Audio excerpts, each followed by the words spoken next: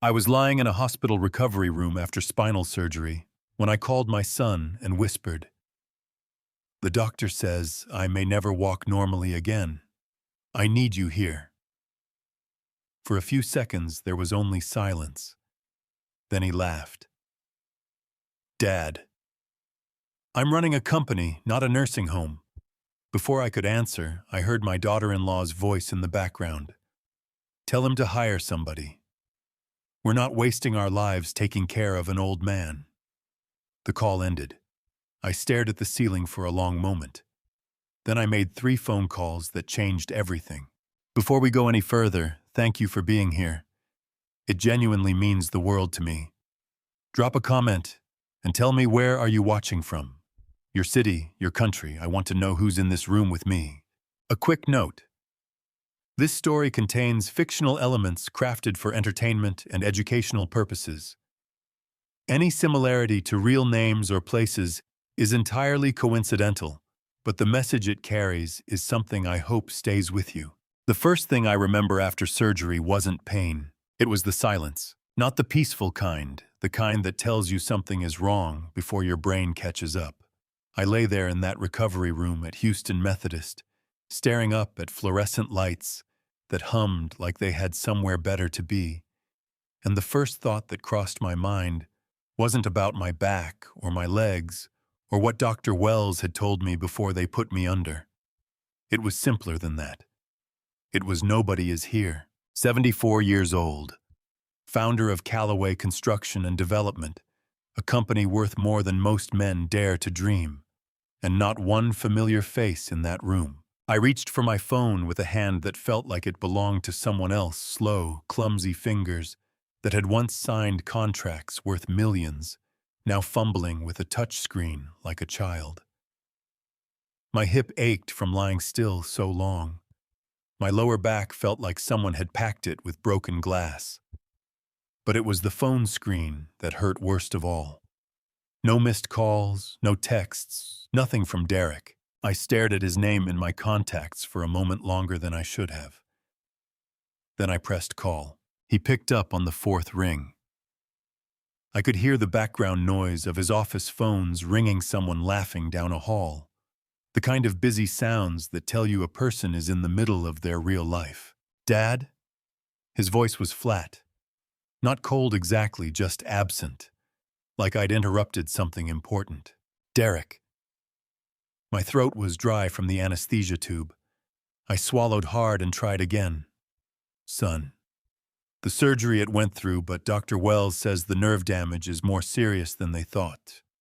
She says I'm going to need someone here with me for a while. Someone to help me get back on my feet." There was a pause. Not the kind where someone is thinking. The kind where someone already has their answer and is deciding how to deliver it. Then he laughed. It wasn't a warm laugh. It was short and sharp, the sound a man makes when he hears something he considers ridiculous. "You want me to come play nurse, Dad? Seriously?" His voice dropped into that particular tone he'd been using with me for the last few years, patient, patronizing, like he was explaining something obvious to someone slow.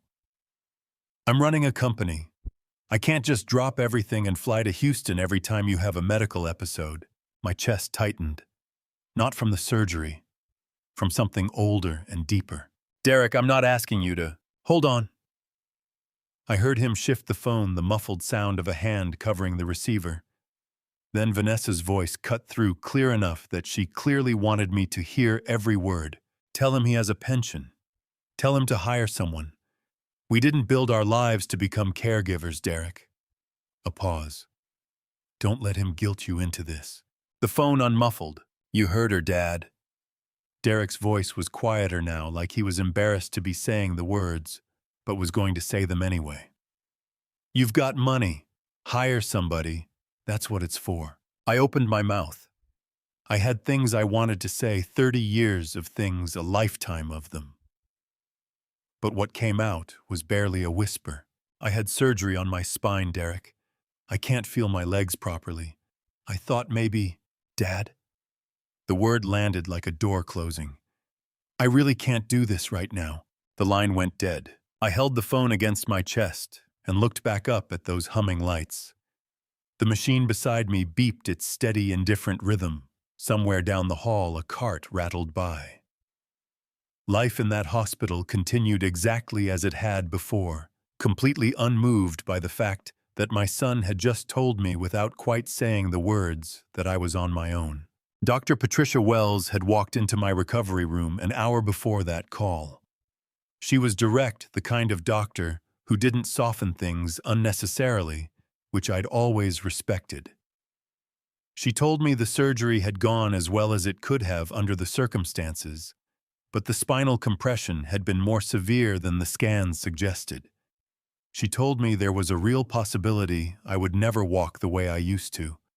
She told me I would need intensive physical therapy, careful monitoring, and consistent support during recovery. What she didn't tell me was what to do when the person who was supposed to provide that support laughed at the idea. I lay there for a long time after the call, long enough to feel the full weight of what had just happened settle into my bones, long enough to let myself feel it, really feel it, before I decided what to do next. Because that's the thing about building something from nothing. You learn early that you can sit in the wreckage or you can start clearing it. Sitting never got me anywhere. I looked at the phone again. My hand had stopped shaking. I pressed the next number. 30 years ago, I built Callaway Construction out of a 2-room office in Midtown Houston with a second-hand drafting table, a telephone that cut out in the rain, and the stubborn belief that if you worked hard enough and planned carefully enough, the world would eventually stop laughing at you. It did. What people forget about men who build things is that the building never really stops. You don't put up a company and then walk away. You watch it every day. You learn its rhythms, its pressure points, its vulnerabilities. You study it the way a surgeon studies the body, not because you love the mechanics, but because understanding the system is the only way to protect it. That's why when Derek hung up on me, I didn't cry. I didn't stare at the ceiling wondering where everything had gone wrong. I made 3 phone calls. The first was to the hospital's private care coordination office. A woman answered on the second ring, professional, unhurried. "This is Art Callaway in post-op recovery room 417, I said. My voice was steadier now. "I need a private duty nurse assigned to me starting today. Full-time around the clock. I want your best available." "Of course, Mr. Callaway. I'll have someone reach out within the hour. Make it 30 minutes. A brief pause. "Understood." I ended the call. The second number I dialed was my corporate banking contact at First Capital of Texas, a man named Douglas Reed, who had managed Callaway Corporation's primary accounts for 11 years. He picked up on the first ring the way people do when they see a name they recognize. "Mr. Callaway, good morning. What can I—" "Douglas." I kept my voice even and clear. "I need you to freeze all corporate credit lines and company cards currently authorized under the name Derek Callaway, effective immediately." A short silence.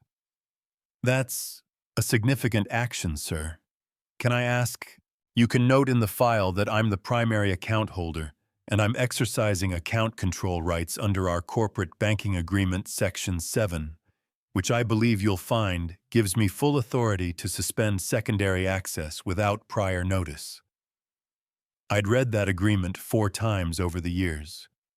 You learn the documents that matter. "I don't require a reason to make this call, Douglas. But I am making it. Can you process that today?" "Yes, sir. I'll have it done within the hour." "Good." I set the phone face down on the hospital blanket for a moment. My back was burning. The painkillers they'd given me were starting to thin out at the edges, and every small movement sent a sharp reminder up my spine that my body had just been opened up and put back together. But my mind was working exactly as it always had. The third call was the one that mattered most. Robert Hale had been my attorney for 31 years. He'd helped me negotiate my first major contract, write my first real employment agreement structure, the early deals that turned a 2-room office into a regional powerhouse. He knew Callaway Corporation, the way a doctor knows a patient's chart, every detail, every decision, every clause we'd ever argued over at midnight before a deadline. He answered before the second ring. Art. His voice carried the weight of a man who'd been expecting bad news since he first heard I was going into surgery. Robert. I shifted against the pillow, wincing. I need you to activate the Emergency Executive Transition Clause in the Callaway Corporation Charter. Article 9, Section 3, you know the one. A beat of quiet. I could picture him at his desk, already reaching for the right file. The clause in question was something we'd built into the company structure years ago as a safeguard. It allowed me, as the founder and controlling shareholder, to remove any executive officer from their position immediately and without board vote, provided I held more than 51% of voting shares. I'd never had to use it, but I'd insisted it be there, and Robert had argued with me about it for 2 weeks before finally agreeing. Right now, I was glad I'd won that argument. You're removing Derek, Robert said. It wasn't a question. Effective today. I want the formal notice drafted and delivered to him and to the board by end of business. Another pause longer this time. Art, are you sure you just came out of... I'm sure. My voice didn't waver. 30 years ago, I built that company from nothing, Robert. I know exactly what I'm doing. I heard him exhale slowly, the way he did when he disagreed with something, but respected the decision. All right, he said finally. I'll have the documentation ready within 2 hours and send confirmation to your phone. But Art, there's going to be fallout. There already is, I said.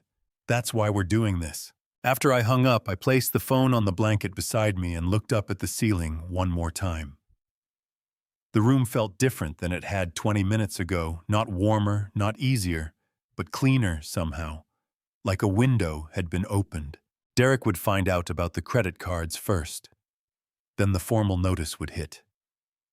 I could imagine the moment he read it, that particular kind of disbelief that comes when a person realizes the world doesn't actually owe them what they assumed it did. I wasn't angry. I want to be clear about that. What I felt in that moment wasn't anger. It was grief, quiet, settled, bone-deep grief for a version of my son that I'd been holding on to for years, even after the evidence told me to let go. But grief and action aren't opposites. Sometimes grief is exactly what sharpens your focus. The door to my recovery room opened. A woman in scrubs stepped in, late 30s, calm eyes, the kind of unhurried confidence that comes from years of doing difficult work well. She glanced at my chart, then looked directly at me. Mr. Callaway, I'm Grace Bennett. I was told you requested private duty nursing. I looked at her for a moment. There was something in the way she stood there. No performance, no over-warmth, just straightforward and present that caught my attention in a way I couldn't immediately explain. That's right, I said. Pull up a chair, Ms. Bennett. We're going to be here a while. Grace Bennett did not behave the way most people behave around money. That was the first thing I noticed about her in those early hours after she walked into my recovery room. I had spent 50 years watching people adjust themselves the moment they learned who I was, straightening their posture, softening their voice, finding sudden reasons to be agreeable. It was reflexive, unconscious, in most cases, the way a plant tilts toward light. You get used to it after a while. You stop expecting anything different. Grace didn't tilt. She pulled the chart from the foot of my bed, said it with her full attention. The way a mechanic reads a diagnostic report, not impressed, not dismissive, just focused, and then looked up at me like I was a patient and nothing more. Your blood pressure is higher than it should be for someone 3 hours post-op, she said. Have you been making phone calls? Despite everything, I almost smiled. A few. That would explain it. She set the chart down and began checking the IV line along my forearm, her movements precise and unhurried. You're going to need to rest your nervous system, Mr. Callaway, not just your spine. The two are connected. You can call me Art. She glanced up briefly. I'll stick with Mr. Callaway for now. That was Grace. No performance, no warmth manufactured to make me comfortable. No careful positioning of herself as someone I should like. Just directness delivered without apology. Over those first 3 days, I watched her work. She arrived each morning before 6 and didn't leave until her replacement, a quiet overnight nurse named Sandra, took over at 10. She helped me through the brutal early sessions of physical therapy, where my legs responded to commands with all the enthusiasm of a broken engine. She held her expression steady when I grunted through pain that made my eyes water. She didn't flinch, didn't offer hollow encouragements, didn't tell me I was doing great when I clearly was not. "That was terrible," she said after my first attempt to shift my weight from the bed to the chair beside it. My arms shook like wet paper. My lower body felt like it belonged to a stranger.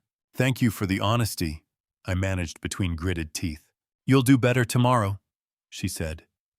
Then she helped me back into position with hands that were steady and sure. "You did worse yesterday, so the trend is moving in the right direction." I burst out laughing, a short, sharp sound that surprised even me. It was the first time I'd laughed since before the surgery, and it hurt my ribs, and it felt like something I'd needed without knowing it. On the second night, I woke up at 2 in the morning with pain radiating from my lower back, up through my shoulders. The kind of deep structural ache that makes a man feel his age in every cell. Grace was doing her documentation at the small desk near the window when I stirred, and she was at my side before I'd fully gotten my bearings. "Scale of 1 to 10, she said quietly, already reaching for the call panel to adjust my medication timing. 6, I said. Maybe 7. Honest answer or tough answer? My chest ached at that. 7.5. She adjusted the dosage, settled the pillow behind my lower back, and pulled the blanket straight. The small, practical kindnesses of someone who has learned that comfort lives in the details.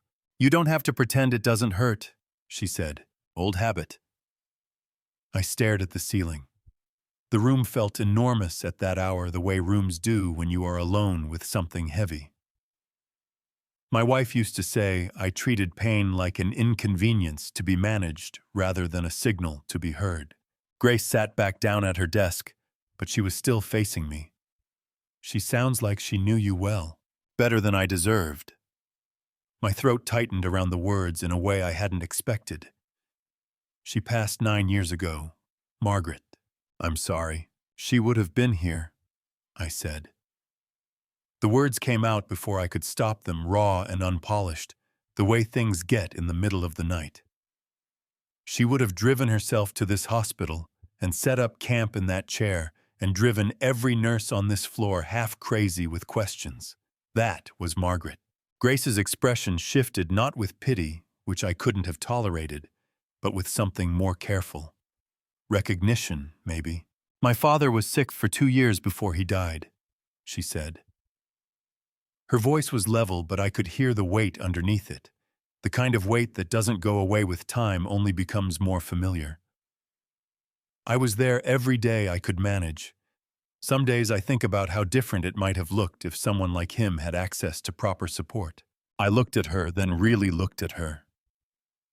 "Is that why you do this work?" She considered the question seriously, the way she considered everything.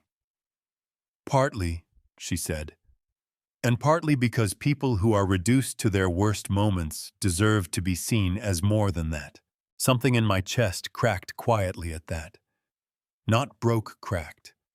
The way old wood does when heat finally reaches it after a long, cold season. I asked her carefully how she had ended up at Houston Methodist, specifically, out of all the hospitals in a city this size. It was a reasonable question. The kind you ask when you're getting to know someone. But something shifted in her face, barely a half-second thing, the way a person's expression changes when a question lands closer to home than expected. She answered smoothly enough. She'd trained here, built her network. Here knew the systems well. All true things I sensed, but not the whole truth. I didn't press. Not yet. On the third morning, a package arrived by courier. A thick envelope from the offices of Robert Hale, stamped with the firm's seal. The delivery nurse brought it in and set it on my tray table, and I could see it was the formal confirmation documents Robert had promised. I opened it slowly, my fingers still clumsy. The paperwork was all there. Derek's removal. The board notification. Clean, precise, irreversible. But tucked beneath the documents on a small piece of Robert's personal stationery was a note in his unmistakable, cramped handwriting. Just one line. "There's something else you need to know, Art. I'll come in person." I read it twice. Robert Hale had been my lawyer for 3 decades. He was not a man given to vague statements or unnecessary drama. If he was choosing to deliver something in person rather than by phone or document, it was because whatever it was didn't belong in writing. I set the note down on the blanket. My pulse ticked upward, not from fear exactly, from the particular alertness of a man who has learned to recognize the feeling of the ground shifting beneath him before the tremor is visible. Grace came in a moment later to check my vitals. She glanced at the documents on the tray, then at my face. "Good news or complicated news?" she asked. I folded Robert's note and slipped it beneath my hand. "The kind that comes in person," I said. She raised an eyebrow but didn't ask further. She wrapped the blood pressure cuff around my arm and pressed the button, and we both watched the numbers climb. "Still too high," she said. "I know," I told her. "It's going to get worse before it gets better." Robert Hale was 71 years old and had the posture of a man who had spent his career standing firm in rooms that were trying to push him out. He walked into my hospital room on the morning of October 18th, with his leather briefcase under one arm, and that expression I'd learned to read over 30 years of working together. The one that meant he had facts.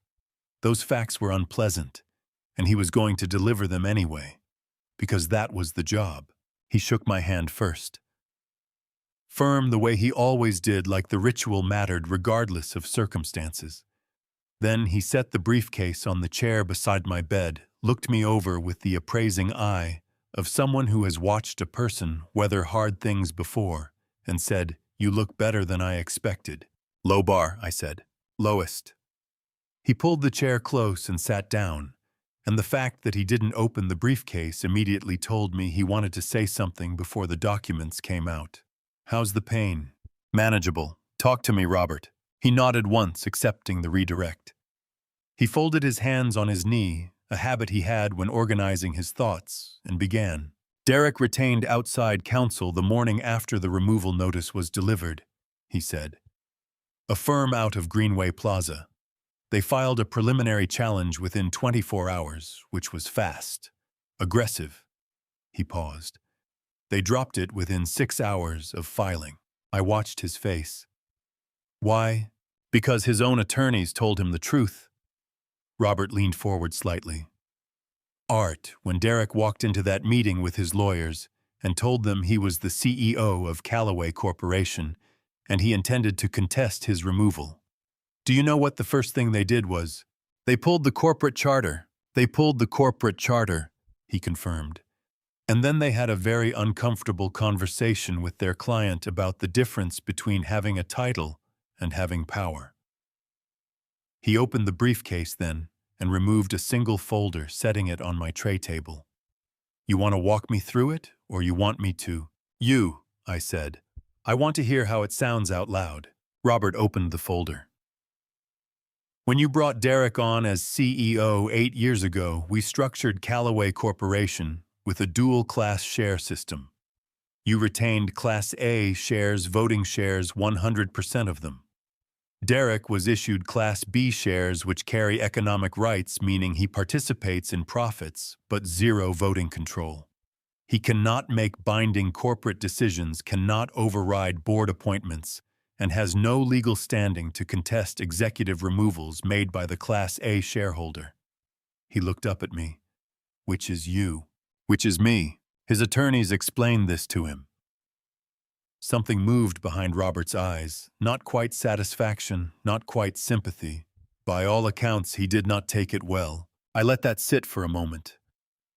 The morning light was coming through the window at a low angle, casting long shadows across the floor of my room. I thought about Derek 8 years ago, the day I'd handed him the CEO title, the way his face had looked. Proud. Certain. Like he'd been handed something he'd earned rather than something I'd chosen to give. "He never read the charter," I said. "Not carefully enough to understand what he'd agreed to." Robert closed the folder. "Art, I need to ask you something directly." "Go ahead." How much do you know about what's been happening inside the company over the last year? My chest tightened, but I kept my expression steady. Tell me what you know. Robert reached back into the briefcase and produced a second folder, this one thicker with a small yellow sticky note on the front that read, VH Confidential. He set it on top of the first. Vincent Hale contacted me 2 nights ago, he said. Vincent Hale had been Callaway Corporation's chief financial officer for 20 years, a quiet, meticulous man from Beaumont, Texas, who had joined the company when it was still small enough that everyone knew everyone's name. He was not a man who made unnecessary calls. He said he'd been sitting on something for 6 months because he wasn't certain enough to act. When he heard about the removal, he decided certain enough had arrived. Robert opened the second folder and turned it so I could see the first page. It was a series of printed emails, each one highlighted in yellow at specific passages. My eyes moved down the first email, then the second. The sender address on every one of them was not Derek's corporate account. It was a personal address I didn't recognize, but the name attached to it made the back of my neck go cold. Vanessa, every strategic communication related to accessing your personal accounts, every contact with outside financial advisors, every preliminary inquiry to the bank about power of attorney arrangements, they all originated from Vanessa's personal laptop, Robert said. His voice was careful and deliberate, the voice of a man making sure each word lands clearly. Derek signed what she put in front of him. But the architecture of this, the planning, the sequencing, the legal framing, that was her. My jaw tightened. I could feel my pulse in my temples. How long? Based on the earliest email Vincent found, she began laying groundwork approximately 2 years ago. 2 years. While I was sitting at company dinners with them. While I was signing birthday cards for their house, attending Tyler's baseball games, doing all the ordinary things that families do when they are pretending to still be a family. She's been building a case to have me declared mentally incapacitated, I said. It wasn't a question. The emails had already told me. That appears to have been the endgame, yes? Robert's voice tightened slightly. If she could establish a pattern of cognitive decline documented, attested to by people around you, she could pursue a guardianship filing through the probate court. Under Texas law, that would give the appointed guardian, almost certainly Derek, control over your financial and legal affairs. He paused to let that land. Including Callaway Corporation's assets. I looked out the window. On the street below, Houston was doing what Houston always did, moving, building, hauling, transacting, completely indifferent to the small, private devastations happening at altitude. Vincent, I said, is he trustworthy? He drove to my office at 9 at night with a flash drive and his resignation letter in the same envelope, Robert said. He told me he'd rather walk away clean than be part of whatever this was becoming. Robert's voice shifted, and something in it made me look back at him. He tore up the resignation letter when I told him you'd need him. My throat felt thick. Good man. He is. Robert squared the folders on the tray table. Art, there's more. I want to tell you everything I know today while we're in the same room. But I also need you to understand that what we're dealing with is not just a family dispute. This has dimensions that are going to require careful management. He looked at me steadily. Are you ready for that? I held his gaze. My back ached. My legs still felt distant and unreliable beneath the blanket. The machine beside me beeped its patient rhythm. Robert, I said, I have rebuilt this company from nothing more than my own stubbornness more than once. Whatever Vanessa thinks she built against me, she built it against someone who has survived worse. I reached out and tapped the folder on the tray. Show me everything. Robert reached into the briefcase one final time. Before he could produce whatever came next, his phone buzzed on the side table. He glanced at the screen. A ripple crossed his face, brief, controlled, but there, and he stood up. I need to take this in the hall, he said. 1 minute. He stepped out. The door hadn't fully closed when I heard his voice drop to something low and urgent on the other side of it. I looked at the folders on my tray. I looked at the door. Grace came in to check my IV line and caught my expression. "Whatever just happened," she said, reading my face with that unsettling accuracy of hers. "It wasn't good news." "No," I said. My hands were very still on the blanket. "I don't think it was." Margaret used to say that secrets inside a family are like termites inside a wall, quiet, invisible. And by the time you see the damage, the foundation is already gone. I thought about that line a lot on the afternoon of October 19th, sitting in my hospital bed, watching the Texas sky outside my window turn from pale blue to the deep burnt orange it gets before the sun drops behind the city. Robert had texted that morning to say he was coming back. He hadn't said why. He hadn't needed to. He walked in at 4:15, set his briefcase down, and before he even sat, I said, "Whatever you found, just say it." Robert pulled the chair close, laced his fingers together, and looked at me with the expression of a man who has practiced a difficult conversation on the drive over and still hasn't found a comfortable way to begin it. "The phone call I took yesterday," he said. "That was Vincent Hale. He'd been going through internal financial records, the kind that don't get flagged in routine audits because they're structured to look like standard operational disbursements." He opened his briefcase and placed a single printed summary sheet on my tray. "Art, 10 years ago when you liquidated part of your personal investment portfolio, do you remember telling me it was a rebalancing move?" My chest went very still. "I remember. That wasn't a rebalancing move." I let out a slow breath through my nose. "No, it wasn't." Robert leaned forward. $4 million. Paid through a financial intermediary company you set up specifically for that transaction, which then dissolved 18 months later. Clean, untraceable to Derek directly. He paused. "I helped you structure that. I knew what it was for. But what I didn't know until last night was that it didn't stop there."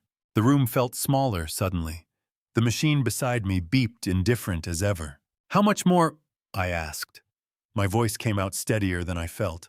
"Vincent's numbers put it at an additional 1.2 million over the following 4 years. Smaller amounts, different channels, all filtered through companies that no longer exist." Robert met my eyes. "Derek has been insolvent in practical terms for most of his adult life. The lifestyle, the house in West University, the cars, none of it was built on what he earned. It was built on what you quietly made disappear." The tightness in my chest spread up into my throat. I gripped the blanket with one hand, feeling the fabric bunch under my fingers, needing something solid to hold on to. "He never said thank you," I said. The words came out low, almost involuntary. Not once, not a single time. Robert's expression shifted, something raw and honest moved across his face, there and gone. "I know Art." I told myself it was because he didn't know. My eyes were burning now, stinging in a way I hadn't expected, and I pressed my lips together hard. I structured it so he wouldn't know, so he wouldn't have to feel like he'd failed. I thought I was protecting him. "You were," Robert said quietly. "I was protecting myself," I said, and the truth of it hit me in the sternum like a physical blow. I didn't want to see what he'd become. So I made the problem go away and told myself it was love. Grace was near the window adjusting the blinds against the low afternoon sun. I heard her go very still at that, her hands stopping on the cord, but she didn't turn around. She was giving me the only privacy the room allowed. "What happened to the money?" I asked. "The 4 million. What did he spend it on?" "Sports betting primarily. Some high-risk private investment groups that promised returns they couldn't deliver. The kind of outfits that operate just inside the legal edge." Robert paused. "He has a pattern, Art. Not a phase. A pattern." I turned my face toward the window. The sky was nearly dark now, the last orange edge of it fading fast. Margaret had loved Houston sunsets. She used to drag me out to the back porch in the evenings, insisting I stop working long enough to watch the sky do something beautiful. I could picture her standing there, her hand on my arm, saying, "Art, would you just look at that?" I missed her so badly in that moment. It felt like a physical wound opening up somewhere behind my ribs. She knew, I said. Margaret. She knew something was wrong with him even when I wouldn't see it. She was a perceptive woman, she told me once. My voice cracked slightly, and I had to stop and swallow before continuing. She told me that giving a person everything they want is one of the cruelest things you can do to them. I thought she was being harsh. I laughed short and broken.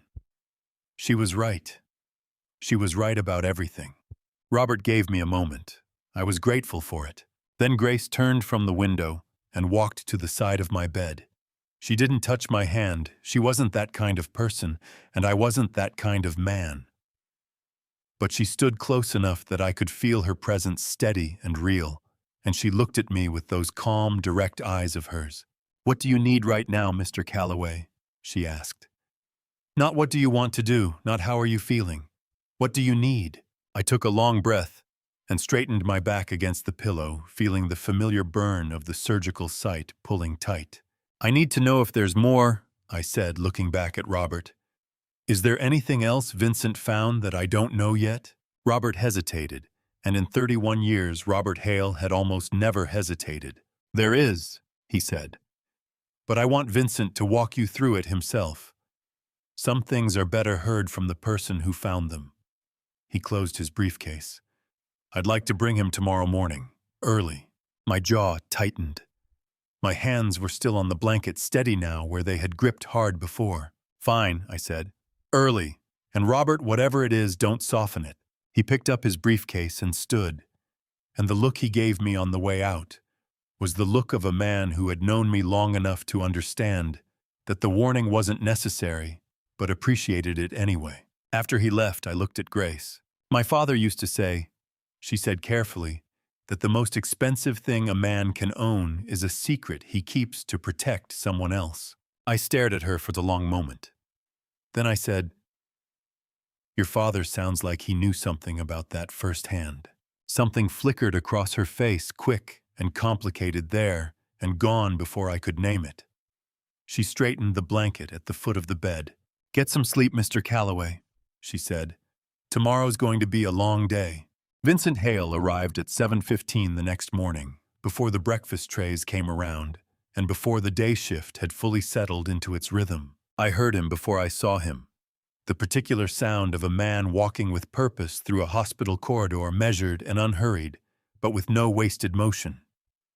He appeared in the doorway, in a charcoal blazer, with no tie, his salt and pepper hair combed back neatly, and he looked like a man who had slept about as well as I had, which was to say, not much at all. "Mr. Calloway." He crossed the room and shook my hand firm, direct the handshake of someone who respects your time. "I'm glad you're well enough to have this conversation." "Sit down, Vincent," I said, "and talk to me like the CFO. You are not like someone visiting a sick man." Something shifted in his posture, a small release of tension, like I'd given him permission to drop a performance he'd been holding.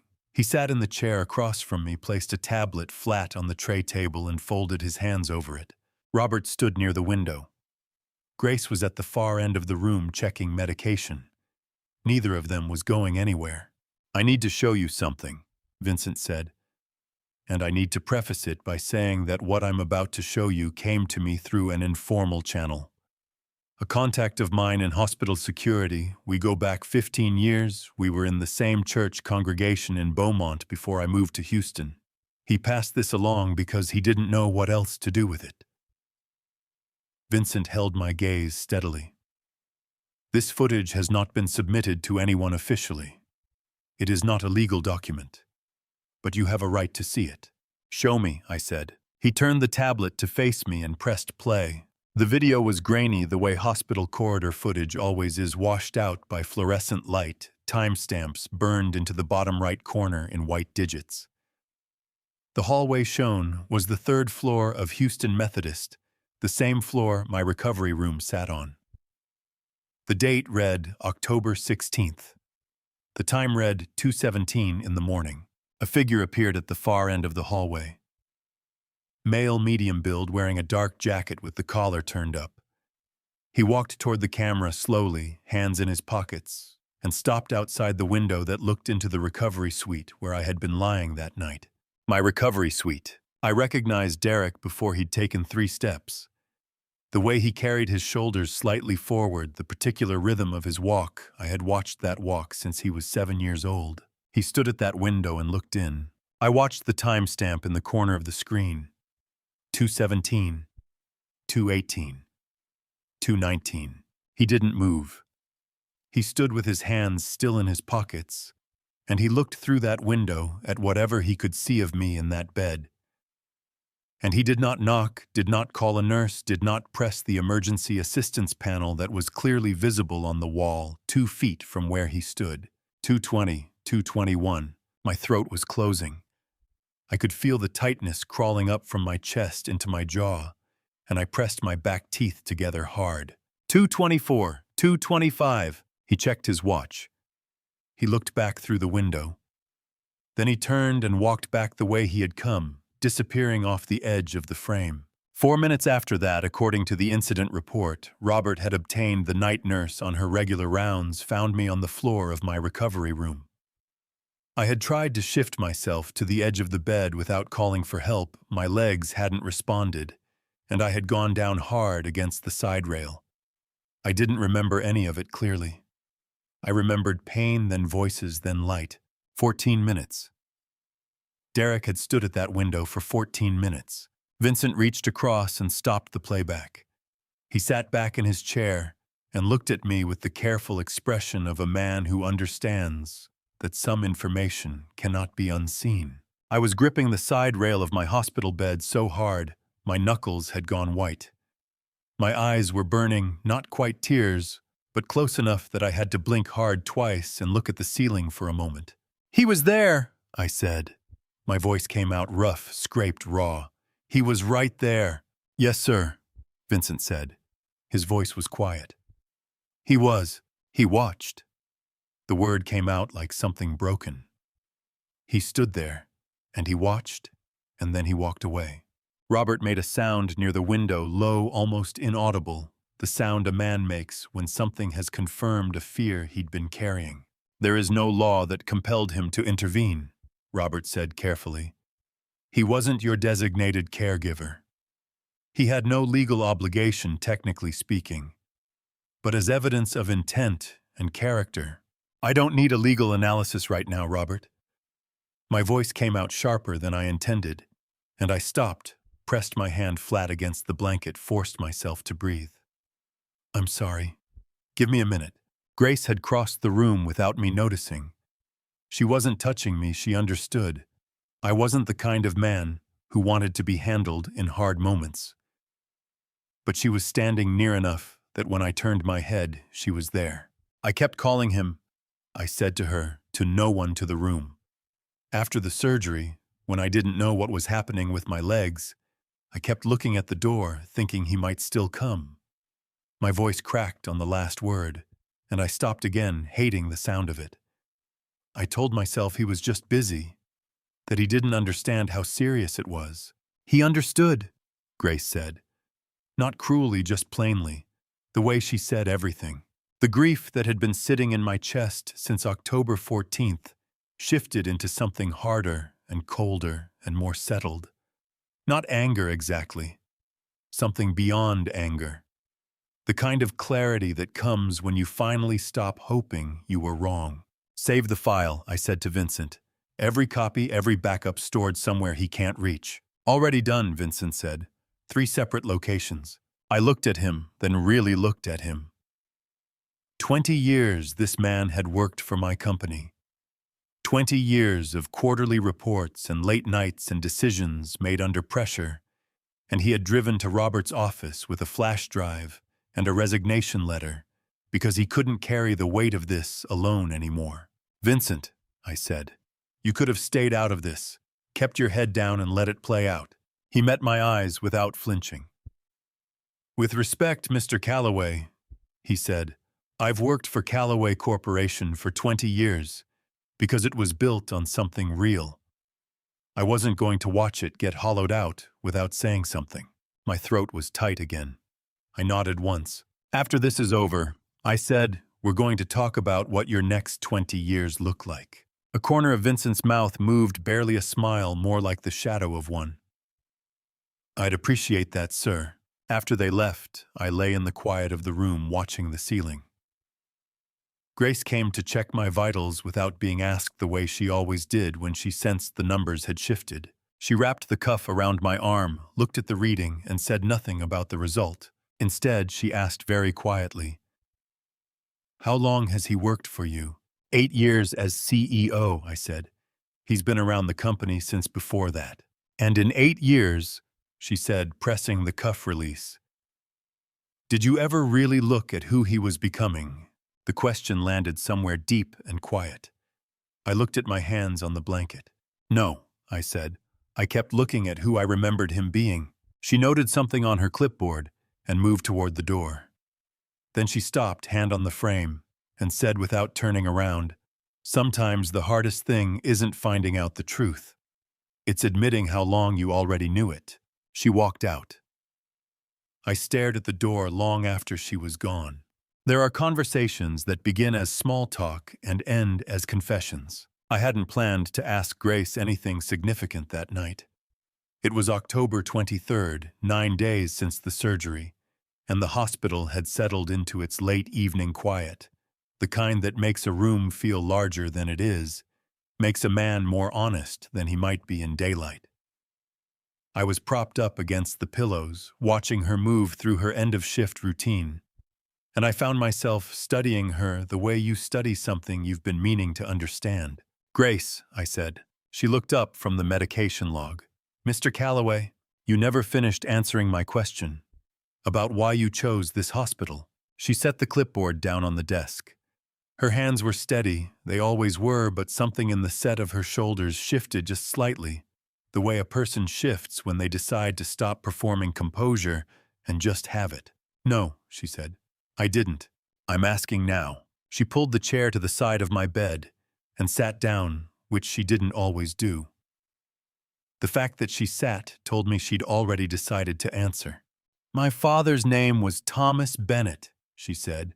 "Does that mean anything to you?" The name hit me somewhere low in the chest, soft and sudden, like a stone dropping into still water.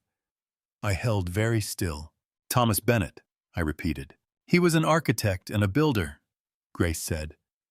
Her voice was even, carefully even, the way voices get when the person speaking has rehearsed the words enough times that the emotion has been worn smooth.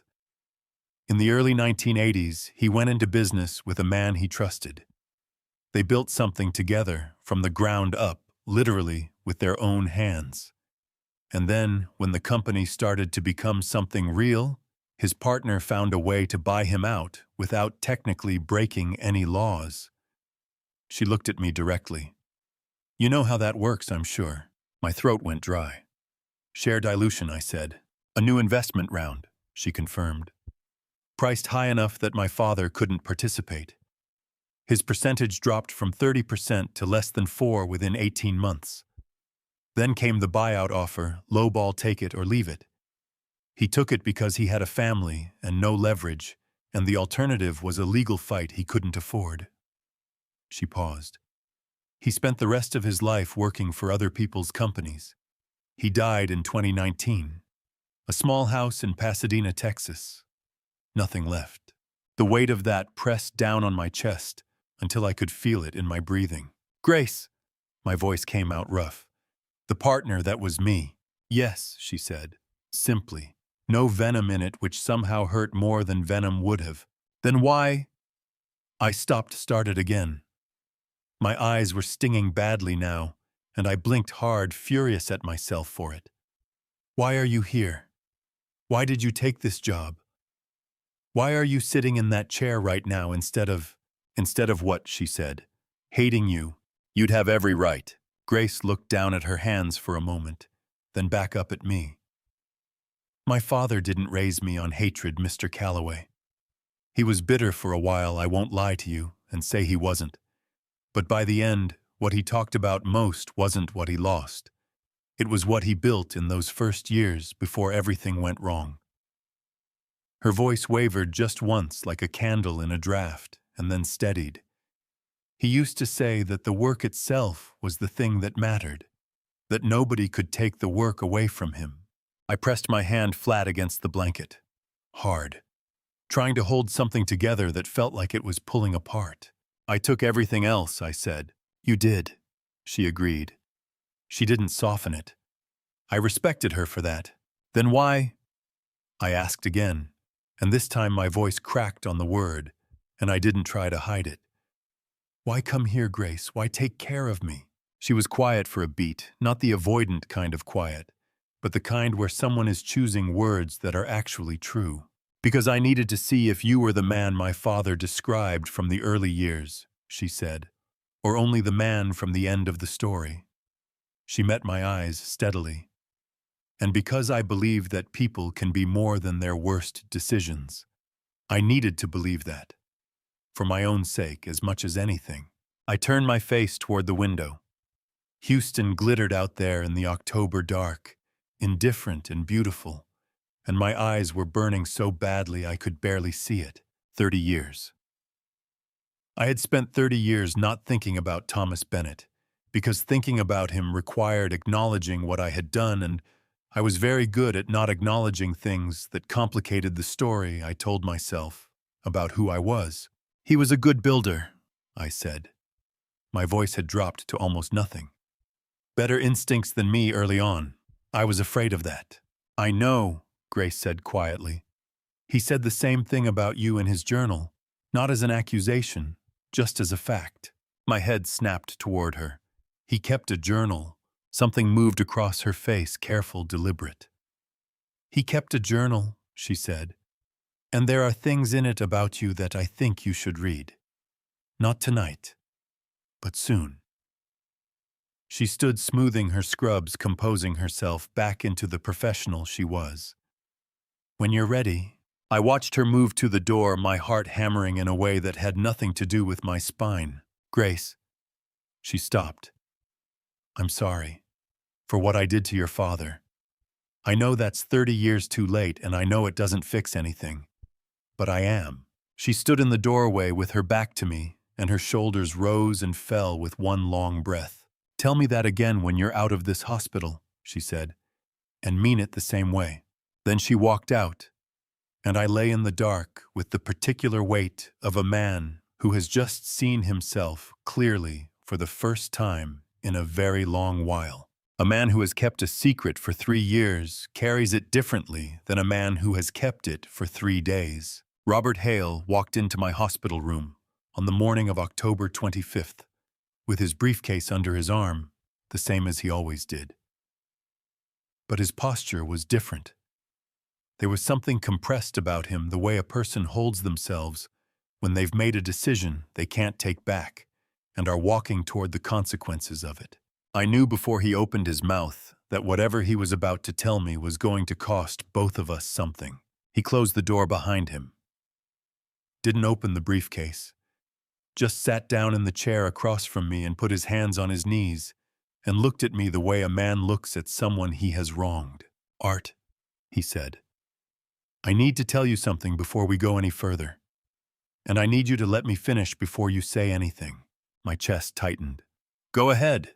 He took a breath that was slower than his usual measured pace. 3 years ago, I was approached through an intermediary, a consultant I'd worked with on a commercial real estate transaction, someone I had no reason to distrust at the time. The approach was indirect, careful, structured in a way that gave everyone involved plausible distance. His jaw tightened. The offer was $200,000. To make a single change to the interim estate document you signed after Margaret died. The air in the room felt different suddenly, thicker. What change? I said. My voice came out flat, stripped of everything. Your original document required a panel of 3 independent parties to petition for conservatorship if you were ever deemed unable to manage your own affairs, Robert said. He held my gaze without flinching, which I understood was costing him.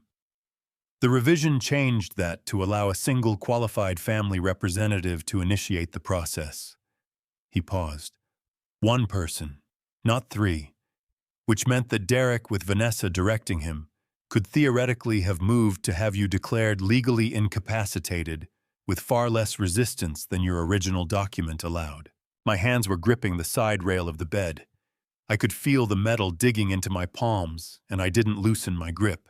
"You took the money," I said. "I took the money." He said it straight, no hedge, no softening. And I have spent 3 years not sleeping properly because of it. I stared at him. Robert Hale. 31 years. The man who had argued with me for 2 weeks about Article 9, Section 3, until I threatened to find another lawyer. The man who had been at Margaret's funeral standing 3 rows back so he wouldn't intrude on family. The man whose name I had said to every person who asked me who I trusted. Why? The word came out harder than I intended, scraped and raw. Robert's face tightened with something that looked almost like physical pain. "Because I was in debt," he said. "Personal debt, not professional, a real estate investment that collapsed badly in 2020. I had a second mortgage I was about to default on, and a daughter finishing medical school, and I told myself it was one small clause, one small change, something that might never even matter." His voice broke slightly on the last sentence, and he stopped, pressed his mouth together, composed himself. "I told myself a lot of things. But you came back," I said slowly. "You're here right now. I reversed the clause 6 months ago," he said, "before your surgery was even scheduled. I paid out of my own pocket to have the document properly amended through proper channels, no trace back to you, no legal exposure for you. The original 3-party requirement is restored." He reached into his briefcase and placed a certified copy on my tray. "I can't undo what I did, but I could undo what it made possible." I looked at the document. Then I looked at Robert. His eyes were glassy, not quite tears, but the absolute edge of them, the place a proud man stands when he refuses to cross into crying, but cannot pretend he is fine. "You should know," he said, his voice rough now, "that if you choose to report this to the state bar, I will not contest it. What I did was a violation of my professional obligations and my personal ones. I have no defense that matters." The room was very quiet. Grace was near the window. I was aware of her presence the way you're aware of a steady light in a dark room without looking directly at it. I sat with it. All of it. The $200,000, the sleepless years, the clause he'd reversed alone before I ever knew it existed. Robert. My voice came out tired, bone-tired, the kind of tired that has nothing to do with the body. "Why didn't you tell me sooner?" "Because I was ashamed." He said it without decoration. "And because I kept hoping it would never become relevant. That Derek would find a way to be the man you hoped he was." He looked down at his hands. "I was wrong about that." I exhaled slowly. "You were wrong about a lot of things." "Yes, so was I." I held his gaze until he looked up at me. "You reversed the clause. You came back. You've been building this case with me for the last 2 weeks, knowing this was sitting between us." My hands loosened on the rail. "I need you, Robert. I need the best attorney I know, and that's still you, even with all of this." I let that land for a moment. "But we are going to talk about this again when it's over, fully." Robert's breath came out in one long, shaking exhale. His hands on his knees were trembling very slightly, the hands of a 71-year-old man who had been carrying $200,000 of shame for 3 years and had just put it down. "Understood," he said. "Thank you, Art. Don't thank me yet." I picked up the certified document from the tray. "Now sit down and tell me everything else, because Dr. Wells is coming in 20 minutes, and there's something about those vitamins Vanessa brought that I think we need to talk about right now." Robert stiffened. "What vitamins?" Before I could answer, the door opened, and Dr. Patricia Wells stepped in, her expression carrying the particular gravity of a physician who has results she didn't expect and doesn't know yet how the patient will receive them. "Mr. Calloway," she said, looking between me and Robert, "I'm glad you have your attorney present. You're both going to want to hear this. I had faced a lot of difficult moments in 74 years. I had buried my wife. I had watched a company I built with my own hands come close to collapsing twice. I had sat in rooms with men who wanted to take everything I had and smiled at them while they tried. But nothing, not one moment in my entire life had prepared me for what Dr. Patricia Wells said next.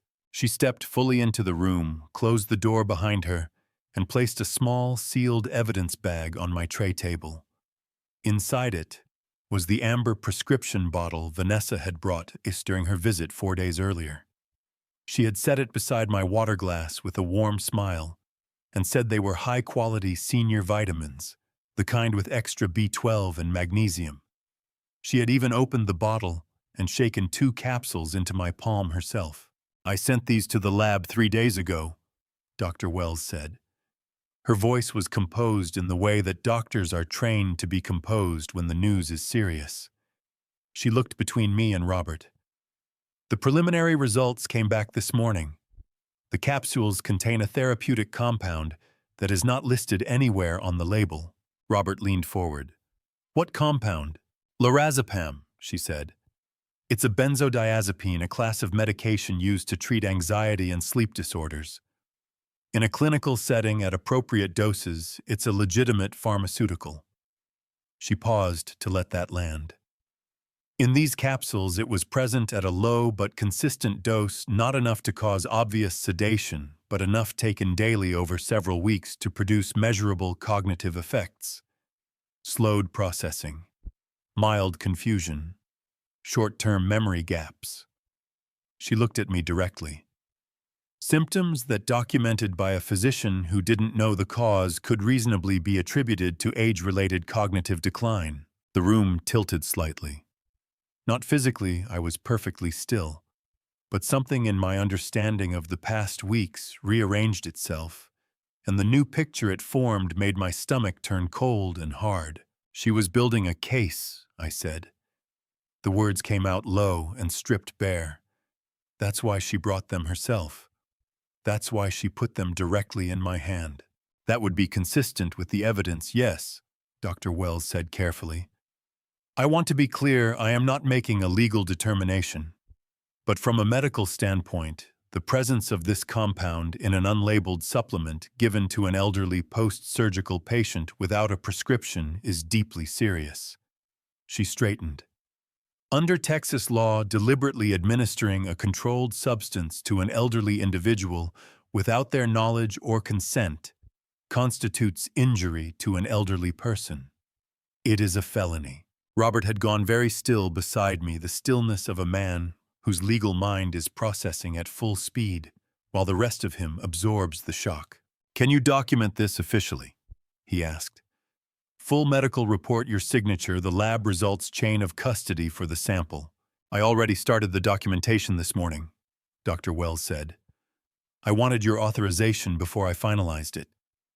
She looked at me. Mr. Calloway, this is your call. Once I submit this through official channels, it becomes part of a formal record. That has implications. I looked at that little amber bottle in its sealed bag. I thought about Vanessa sitting in the chair beside my bed, her voice warm and solicitous, her hand steady as she tipped those capsules into my palm. I thought about how I had thanked her, how I had swallowed them with water while she watched. My jaw tightened until I could feel it in my temples. The fury that moved through me was the cold kind, the kind that doesn't shout, the kind that settles into your bones and becomes something you build with. Document everything, I said. Every detail. I want it airtight. Dr. Wells nodded, once picked up the evidence bag, and said she would have the completed report to Robert by end of day.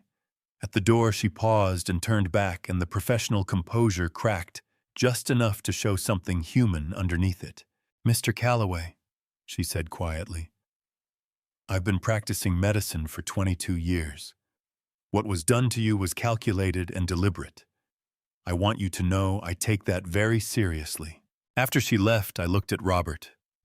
His face had gone through several things in the last 10 minutes and had arrived at a kind of focused fury that I recognized because I felt it too. She's been running this on multiple tracks simultaneously, he said. The bank inquiries, the estate documents, the footage, and this. Each one a layer. If any single layer failed, the others would still be in place. She's thorough, I said. The word tasted like ash. She's dangerous, Robert said flatly. Art, we need to accelerate everything. Vincent needs to be brought fully in. The board needs to be prepared. He was already reaching for his phone. And you need to not touch anything else Vanessa brings you. Nothing. Not water, not food, not a pen. Understood? My hands were very still on the blanket. Still and deliberate the way hands get when the person they belong to has made a decision so fundamental it doesn't require conscious effort anymore. Grace had been at the far end of the room through all of it, and she came to stand near the bed now, not hovering. Just present the way she always was when something difficult had just occurred, and she understood that presence mattered more than words. Grace, I said, from this point forward, I don't want you to leave anything in this room unattended. If someone brings something in food supplements, anything, it goes in that cabinet and stays there until I decide otherwise. She met my eyes with an expression that mixed steadiness with something that looked very close to protectiveness. Already done, she said. I moved the bottle to the nursing station 2 days ago, before Dr. Wells asked. I stared at her. You suspected. I noticed your response times were slower than they should have been given your recovery trajectory, she said quietly. I didn't know what it meant, but I wasn't willing to do nothing while I figured it out. Something cracked open in my chest, not grief this time, not anger, something closer to gratitude, so sharp it hurt. Thank you, I said. The 2 words felt entirely inadequate and entirely necessary at the same time. Grace straightened professional again. Rest, she said. You have a fight ahead of you, and you can't run it on an empty tank. She was right. I closed my eyes and felt the cold clarity of a man who finally understands the full shape of what is coming for him and has decided without drama and without doubt that it will not win. 8 days after I left Houston Methodist, the River Oaks house felt both familiar and foreign at the same time. The same hardwood floors Margaret had picked out in 1987. The same view of the back garden from the kitchen window. The live oak she planted the year Tyler was born, now tall enough to shade the entire south corner. The same photographs on the study wall, job sites and groundbreakings and handshakes with people who had mattered to me across 40 years of building. All of it exactly as I had left it. And yet I moved through it differently now, with a walker instead of my own stride, with Grace nearby, instead of alone with the knowledge of the last 3 weeks sitting in my chest, like something that had permanently changed the weight of the air. I had been home 7 days when Tyler came. He didn't call ahead. He arrived on a Wednesday afternoon on his bicycle, 17 years old, still growing into his shoulders, wearing jeans and a plain gray sweatshirt that had seen better days. Grace let him in, and I heard his voice in the entryway, quiet and controlled in a way that didn't belong to a teenager making a casual visit. He appeared in the doorway of the study and looked at me across the room, and the expression on his face stopped me cold. It was the face of someone carrying something heavy and has been carrying it alone for long enough that the weight has changed them. "Hey, Grandpa?" His voice was steady, but his eyes were red at the corners, the kind of red that comes from nights of not enough sleep. "Tyler." I gestured to the chair across from my desk. "Come sit down." He crossed the room, but instead of taking the upholstered chair, he pulled the straight-backed wooden chair from beside the bookcase and positioned it directly across from me. Sat with his back straight and his feet flat on the floor. His hands rested on his thighs, and in his right hand he was holding a small black USB drive. He set it on the desk between us. I looked at it. Then I looked at him. "I've been collecting things for about 6 months," he said. "Emails from my mom's laptop. She leaves it open in the kitchen sometimes when she's on calls. Text conversations on my dad's phone that he left in the car when he went into stores. Conversations I heard and recorded on my own phone." He kept his gaze steady, though I could see the effort it cost him. I didn't hack anything. I didn't break into anything. Everything I got from things that were just open, in my own house. "Tyler, let me finish," he said. The firmness in his voice surprised me. "Please." I closed my mouth and nodded. "I know what they've been doing," he said. "I've known for a while. Not all of it, not the details, but enough to know it was wrong." His jaw tightened the way mine does when I'm fighting to keep my voice level. I kept thinking my dad would stop, that there'd be a point where he'd look at what he was doing and just stop. His voice cracked on the last word just once, a fissure in the careful composure he'd built. He didn't stop. I looked at my grandson, at the straight back and the steady hands and the red corners of his eyes. I thought about what it must have been like to sit at dinner with those two people night after night, knowing what he knew, carrying what he was carrying, waiting for a courage he didn't know how to find yet. "How long have you been sitting on this?" I asked. "Since April." His voice was quiet. I didn't know what to do with it. I didn't know if it was enough to matter. And I kept... He stopped, swallowed, started again. I kept thinking about what it would do to my dad if I did something. His eyes were glassy now, shining with unshed tears he was refusing to let fall, and the sight of it pressed against my chest like a hand pushing down. "He's still my dad." "I know," I said. My voice came out low and rough.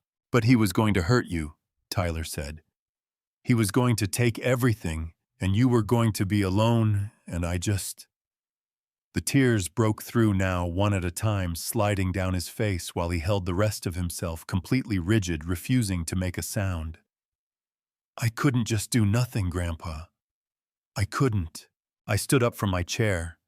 It hurt, my back screamed at me, my legs protested the sudden demand. But I stood up, steadied myself against the desk, and crossed the 3 feet between us. I put my hand on the back of his neck, the way I used to when he was small, and I felt him shudder once, a single full-body tremor that he immediately controlled. "You did the right thing," I said. "Do you hear me? You did the right thing." He pressed his lips together hard, nodded once. His shoulders dropped slightly, releasing something he'd been holding for a very long time. I sat on the edge of the desk and looked down at that little black USB drive.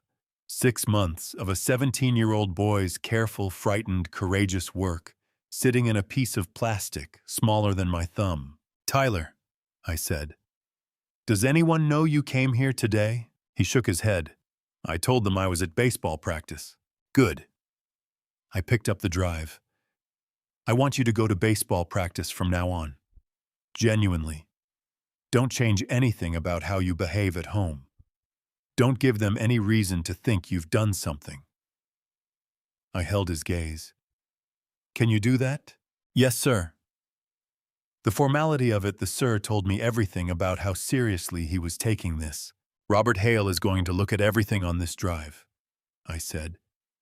"And when this is over, I'm going to make sure you understand what you did here today." I set my hand briefly on his shoulder. "Your grandmother would have been proud of you." His composure broke all the way, then, not loudly, not dramatically, just his face crumpling for one honest moment before he pulled it back together with the particular effort of a young man learning what it costs to do hard things. He stood, straightened his sweatshirt, and nodded once more. "Take care of yourself, Grandpa," he said. After he left, I sat for a long time with the USB drive in my palm, and Grace appeared in the doorway with 2 cups of coffee. She set one beside me without asking, looked at my face and said nothing, but her eyes asked the question. "Call Robert," I said. "Tell him he needs to come tonight." She reached for her phone, then she paused. "The folder name Tyler marked," she said quietly, reading something on the small paper label stuck to the USB casing. "James Carver." She looked at me. "Do you know that name?" My blood went cold. Because I did know that name. And whatever James Carver's name was doing on a USB drive, assembled by my 17-year-old grandson, meant that the game I thought I understood had just gotten considerably larger. Robert arrived at 9 that evening with Vincent Hale behind him, and one look at both their faces told me that whatever they had found on Tyler's USB drive, it was worse than what we already knew. I had the study cleared, just the three of us. The door closed a pot of coffee Grace had made before she stepped out to give us the room. Vincent set his laptop on the desk and opened it without preamble the way a man does when he has been sitting on information that is burning a hole through him. "We worked through most of last night," Robert said, taking the chair across from me. Vincent cross-referenced everything Tyler collected against the internal financial data he already had. "What we found—" He stopped, pressed his mouth together, and looked at Vincent. "You walk him through it. You found it." Vincent turned the laptop so I could see the screen. On it was a financial flow diagram, boxes connected by arrows, company names in each box, dollar amounts along the lines between them. "Start with Derek," I said. Vincent nodded. Over the past 2 years, Derek forwarded proprietary bidding information on 7 major Callaway Corporation contracts to an outside party. We're talking about sealed bid numbers, cost projections, subcontractor pricing, the kind of information that if a competitor has it before the bid closes, makes your submission worthless. His jaw was tight. The recipient in each case was a shell company registered in Delaware called Meridian Consulting Group. No website, no employees on record, a registered agent address. That's a mail forwarding service. He pointed to one of the boxes on the diagram. Meridian Consulting Group traces back through 2 additional layers of shell companies to a holding entity controlled by James Carver. I looked at the screen. The arrows connected in a chain that was elegant in its construction and ugly in its intent. "I know James Carver," I said. My voice came out harder than I intended. 5 years ago, he approached me about acquiring our infrastructure division. I turned him down. He shook my hand, smiled, told me he respected the decision. I felt my back teeth pressed together. He was already planning this. "Almost certainly," Vincent said. "Because here's what Derek doesn't understand." He moved to the next slide, a stock valuation chart with a downward trend line. Every contract Callaway Corporation lost because our bid was undercut, every project that went to a competitor, every quarter of underperformance, it all feeds into one outcome. Our market valuation drops. Our institutional reputation weakens. And when the company is damaged enough, Carver comes in with the buyout offer, I said. "At a fraction of real value," Robert said, his voice flat with controlled anger. "And Derek, who thinks he's been running a clever side arrangement and getting paid for information, ends up with nothing. Because he has no voting shares, no board standing, and whatever cash Carver paid him for the information will be a rounding error compared to what the company is actually worth." The cold in my chest spread outward until I could feel it in my fingertips. Not just anger at Derek, though, that was there burning steady and low. Something closer to a sorrow so deep it had no edges. My son had been selling the company I built with 40 years of my life to a man who was using him as a disposable instrument, and Derek had been too blinded by short-term greed and too hollowed out by years of easy money to see it. "He thought he was being clever," I said. "He thought he was the one running the game," Vincent said quietly. He had no idea he was the game. Robert leaned forward. "There's more, Art. The text messages Tyler recorded from Derek's phone. There's a meeting scheduled. Derek and a representative of Meridian Consulting Group next Tuesday at the Marriott Marquise downtown. If that meeting happens, the bid package for the Galveston Port expansion project gets handed over." He held my gaze. "That contract is worth $68 million, and it's the largest infrastructure bid we've submitted in a decade." My hands came down flat on the desk, hard. "Can we stop the meeting?" I asked. "We can do something better than stop it," Robert said. If we move the board meeting before Tuesday, we remove Derek's remaining access to company systems entirely. He'll have nothing to hand over because he'll have no access left to steal from. Robert's eyes were sharp and focused, the eyes of a man who had spent 3 decades in courtrooms and knew exactly how to time a move. Vincent, when can the board be assembled? I've already made preliminary calls, Vincent said. Sunday at the latest, possibly Saturday evening. Do it Saturday, I said. I want it done before the weekend is over. Vincent nodded, reaching for his phone. I looked at the flow diagram still on the screen, Callaway Corporation at the center, those arrows bleeding outward toward boxes with names designed to obscure and deceive. I thought about the men who had helped me build that company, the engineers who had stayed late on impossible deadlines, the crews who had worked through Houston summers that would have broken weaker men. 40 years of trust and labor and real work, and my son had been quietly selling it piece by piece to a man who saw it as nothing more than a number on an acquisition spreadsheet. Robert, I said.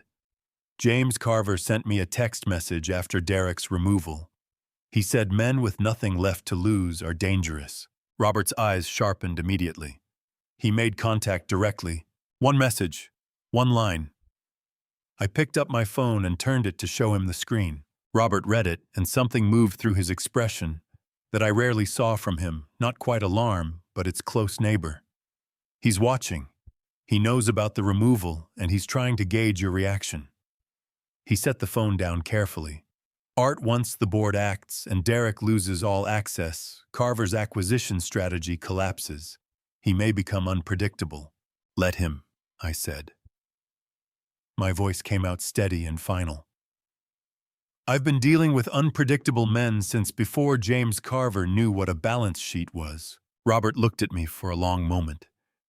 Then the corner of his mouth shifted, barely a movement more, like the memory of a smile. Saturday morning, he said. We end this. After they left, Grace came back in to clear the coffee cups, and she looked at my face with those perceptive eyes of hers. You're ready, she said. Not a question. Past ready, I told her. And for the first time in weeks, saying it out loud felt like the truth. I had sat at the head of that boardroom table for 28 years. The day I rolled into that room in a wheelchair, I could feel the shift in the air the moment I crossed the threshold. The particular tension of a space where people have already chosen sides and are waiting to see which side has the stronger hand. 11 board members seated along the oval table of dark walnut that Margaret had helped me pick out in 1996. Men and women I had hired, mentored, argued with, trusted. And at the far end, Derek sat in a charcoal suit with a lawyer I didn't recognize at his elbow. He looked at me when I rolled in. His face did something complicated, a flash of something I might have called guilt if I believed he still had enough of that left to produce it. Then it smoothed back into the careful blankness he'd been wearing since October. Good morning, I said to the room. My voice carried. It always had. Let's get started. Vincent Hale called the meeting to order as acting chair. He had barely finished the procedural opening when Derek's lawyer, a man named Patterson, who had the pressed confidence of someone billing $800 an hour, stood up and set a bound document in the center of the table. Before the agenda proceeds, Patterson said, my client wishes to introduce a controlling document that supersedes the current meeting's purpose. I watched him push the document toward the center of the table. Board members reached for copies that Patterson's assistant distributed with practiced efficiency. I kept my hands on the armrests of my wheelchair and watched Derek's face. This is a comprehensive executive authority document signed by Arthur Callaway. Patterson continued, granting Derek Callaway full operational control of Callaway Corporation in the event of the founder's incapacitation, effective from the date of his hospitalization on October 14th of this year. The room shifted.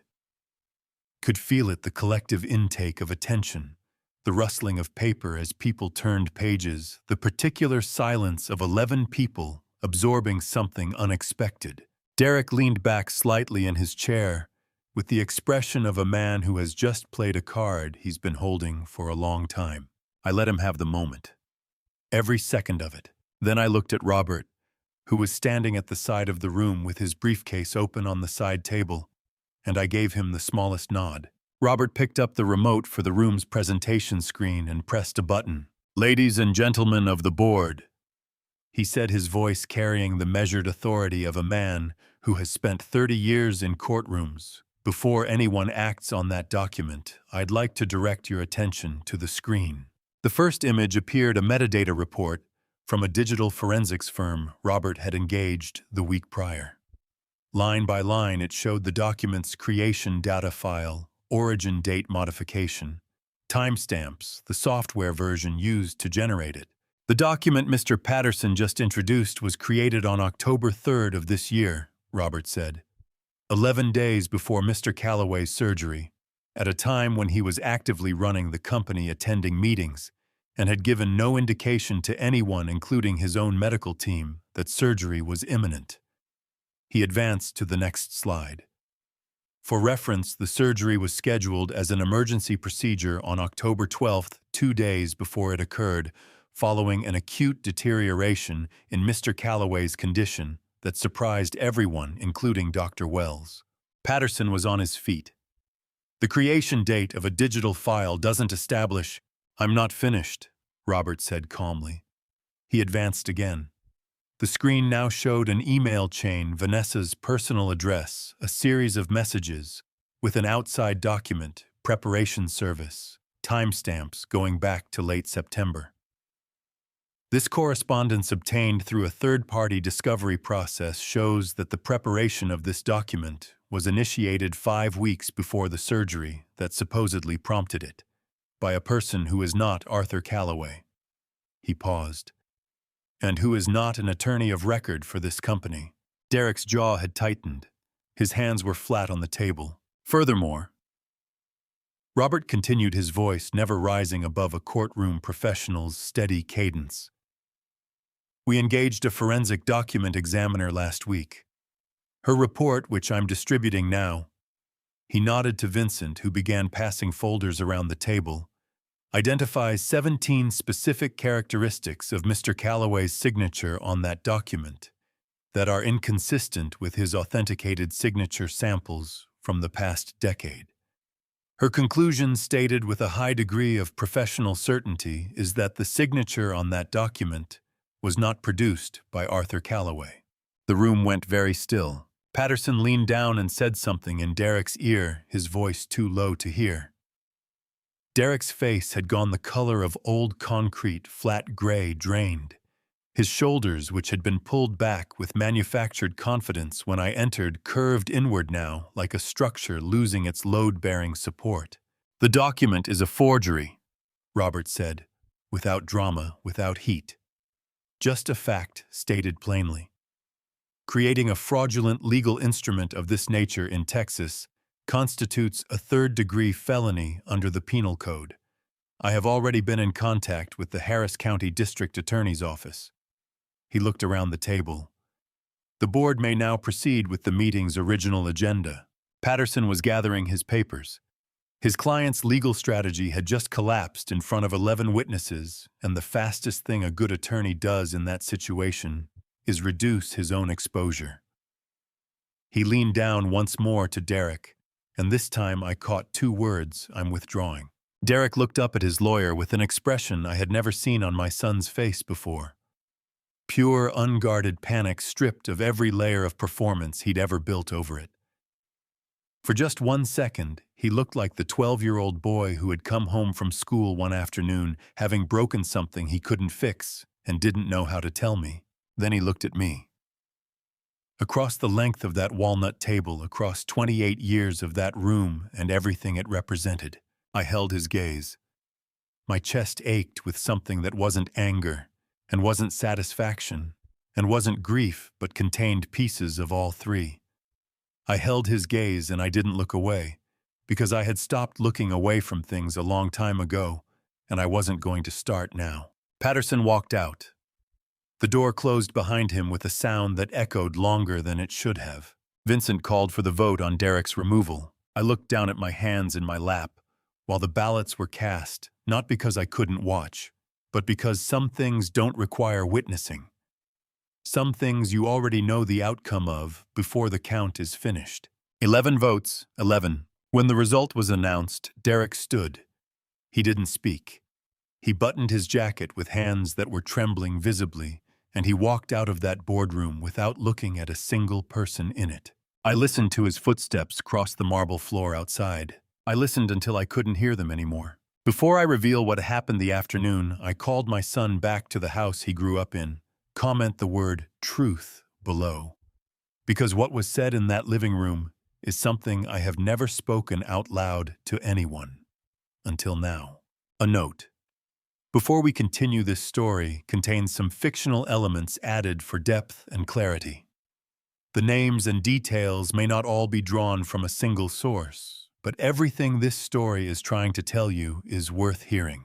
5 days after the board meeting ended Derek's last foothold in Callaway Construction, I called him and told him to come home. Not to my lawyer's office. Not to a conference room with glass walls and recorded minutes. Home, the house on River Oaks Boulevard, where he had learned to ride a bicycle on the front driveway, and where his mother had died in the upstairs bedroom, with both of us holding her hands. Grace had helped me dress that morning without me asking.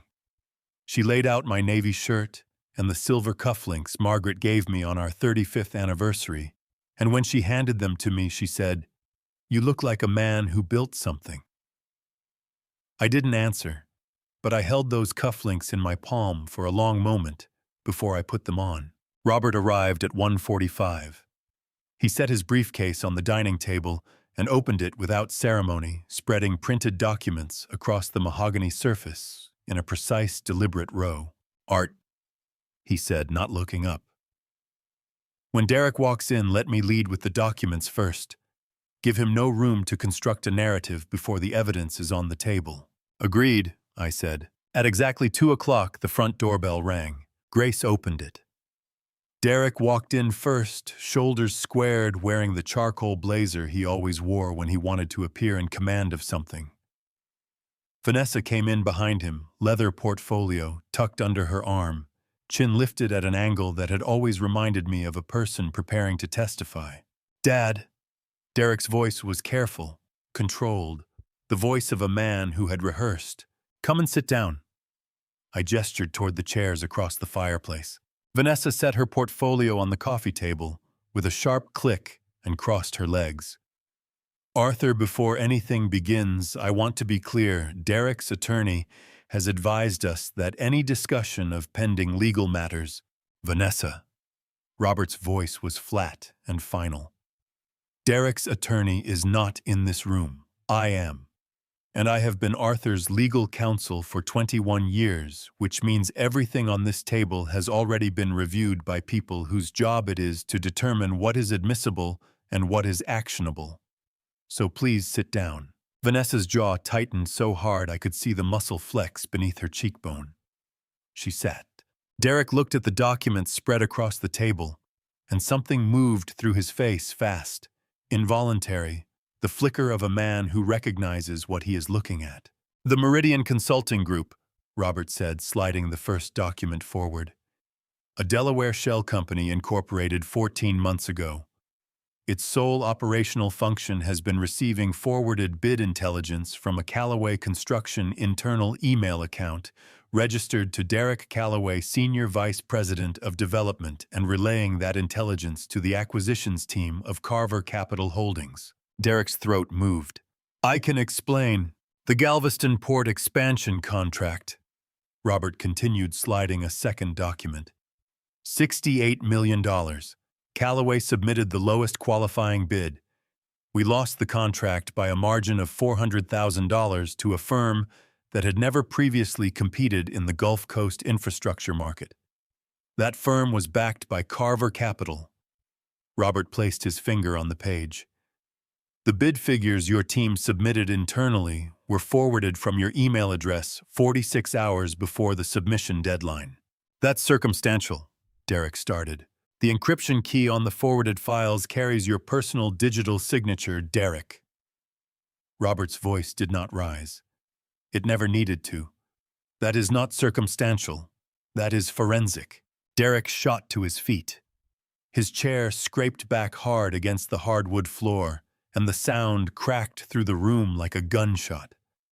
His hands were balled at his sides, knuckles white, and his eyes were burning with something that looked like anger, but moved like panic underneath. "You want to talk about forensics?" His voice cracked on the last word. "Let's talk about what this company looked like when you were in that hospital.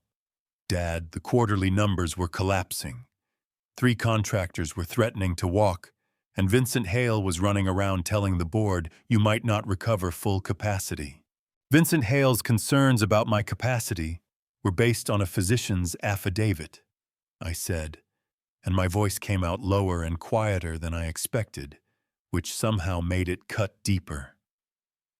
"That was fabricated on a device registered to your home network on the afternoon of October 3rd, the same afternoon I was admitted for pre-surgical preparation." The color left Derek's face in a single visible wave. He stood there with his jaw working and nothing coming out, and for one moment, he looked exactly like the boy he used to be, caught exposed, stripped of every defense he had constructed. Vanessa made a sharp sound and turned her face away toward the window. "I didn't—" Derek's voice broke apart. He pressed the back of his hand against his mouth. His eyes were reddening at the edges, filling fast with something wet and furious and devastated all at once. "I didn't know she was going to use a fraudulent document. I told her what I needed and I didn't ask." "You didn't ask." The words came out of me slowly, each one weighted. My chest ached with a grief I had been carrying for 6 weeks. The specific, exhausting grief of loving someone who is actively destroying what you built for them. "That is your answer, Derek. You needed something done and you simply declined to examine how it was being done." I was drowning. The words exploded out of him raw, cracked open, nothing rehearsed left in them. Tears broke over his lower lids and ran down his jaw, and he didn't wipe them, didn't try to, just stood there shaking with his hands balled at his sides and his voice fracturing further with every word. "I had $3.4 million in debt. Private loans, gambling losses, investment failures I couldn't fix. I woke up every morning and the number was the same, and I couldn't see any way out that didn't end with everyone knowing I had failed completely." The fire in the hearth crackled.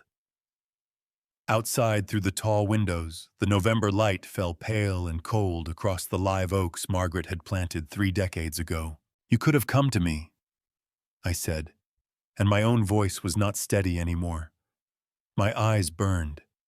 My hands gripped the armrests of my chair so hard, the leather groaned. "You could have walked through that door and sat in that chair and told me the truth. I would have been furious. I would have argued with you. But I would have helped you, Derek, because you are my son, and that does not stop being true no matter what you do with it." Derek's chin shook. His whole face shook. He pressed both palms flat over his eyes, and a sound came out of him, not a word, not a cry exactly, something deeper and more broken than either the sound of a man arriving finally, and too late at the full weight of what he had done. Grace stepped quietly from the hallway doorway, set a glass of water on the table beside me, and rested her hand briefly on my shoulder.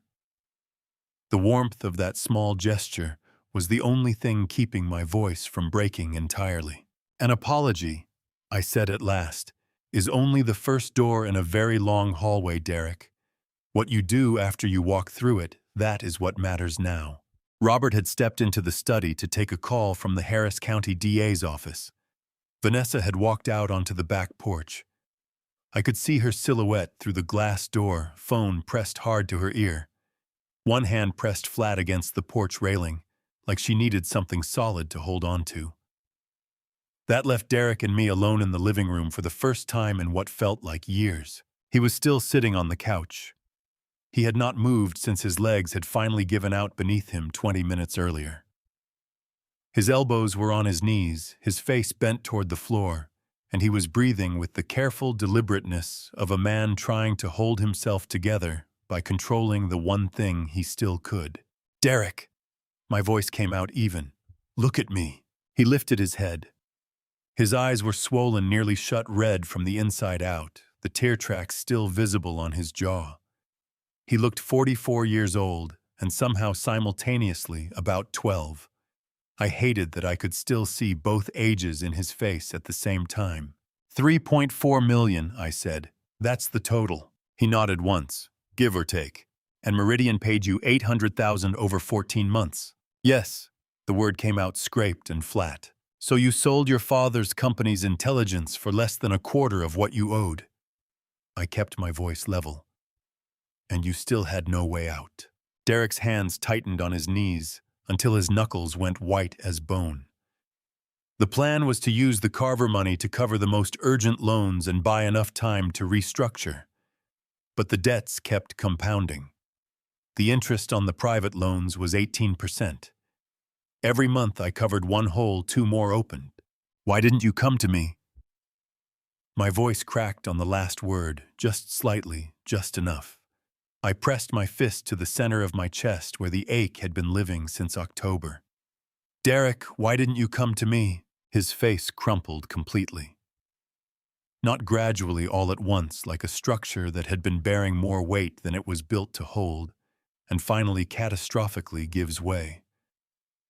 His chin dropped to his chest. His shoulders heaved.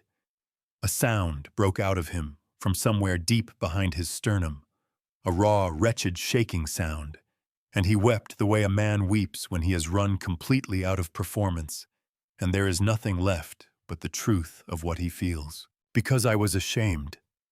The words came out between ragged breaths barely formed. Because you built all of this from nothing, and I couldn't even keep myself solvent. I couldn't tell you I had gambled away money, that I had taken private loans from people who were not the kind of people you borrow from. I couldn't sit across from you and say, Dad, I failed. I couldn't do it. My throat closed so tight I had to breathe carefully through my nose for several seconds. My eyes burned. I did not blink. Tyler came to see me every week, I said at last. My voice was quiet now, not soft, but the specific quietness of something very serious. Every single week, while you were filing guardianship papers and redirecting company funds, that boy, your 17-year-old son, was sitting in my hospital room, asking if I needed anything from the pharmacy, telling me about his school projects, holding my hand when the pain medication made me disoriented at 3 a.m. My voice broke open on the last sentence, and I let it. He understood what a son owes a father. Think very carefully about what that means, Derek. Derek made a sound like he had been struck. His head snapped up, and the look on his face, the raw, unguarded devastation of hearing your own child used as a mirror for your failure, was the most painful thing I had seen in 73 years of living. His whole body was shaking. His hands were trembling against his thighs. His jaw worked without producing words. I know, he finally managed. I know what I am. I know what I did. He pressed the heels of both hands against his eyes so hard, the skin around them went white. I don't know how to fix this, Dad. Tell me how to fix this. You cannot fix it, I said plainly. You can only move forward differently. He dropped his hands. His eyes met mine, swollen raw, stripped of every layer of pretense, and he asked in a voice barely above a whisper, Are you going to let the DA prosecute? Robert cannot stop the process, and I will not ask him to. I held his gaze.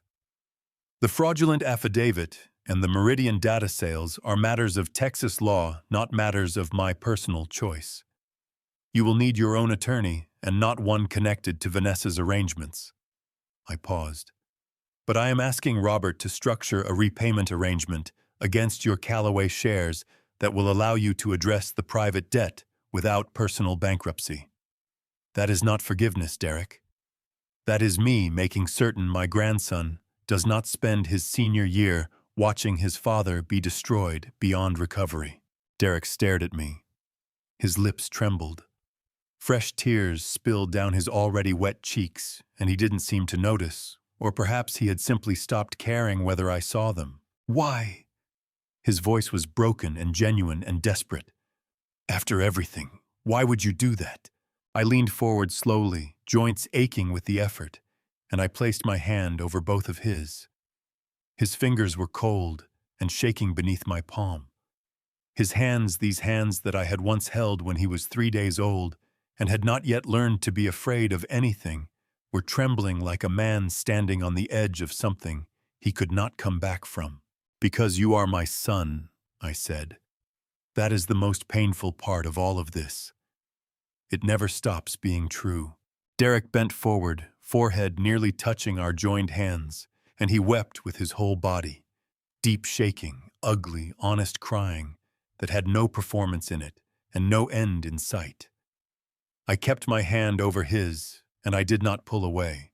I had not forgiven him. Not yet.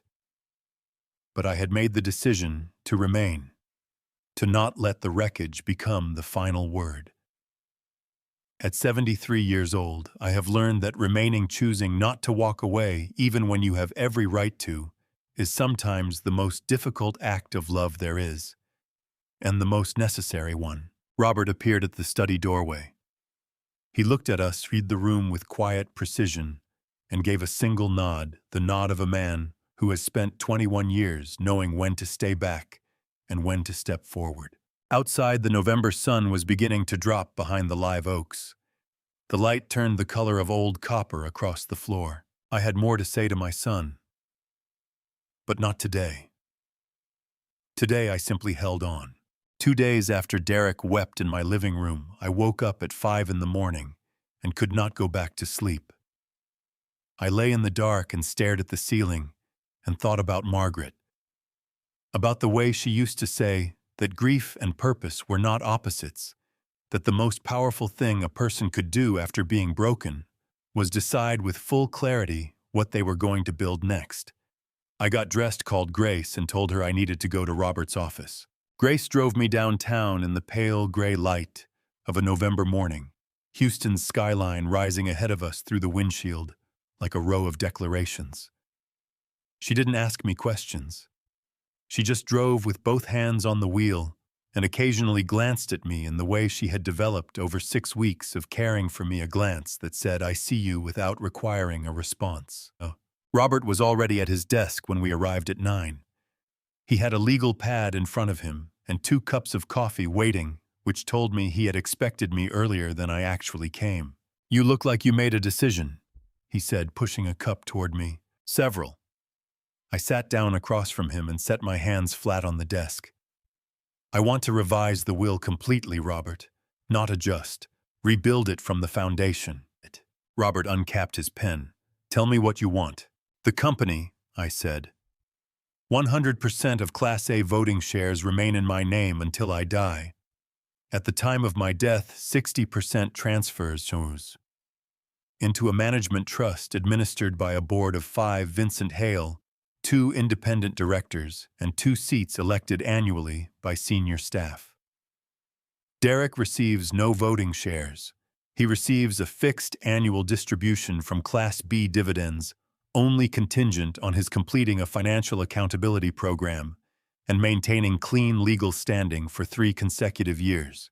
Robert was writing fast. "And the remaining 40%, Callaway Legacy Foundation."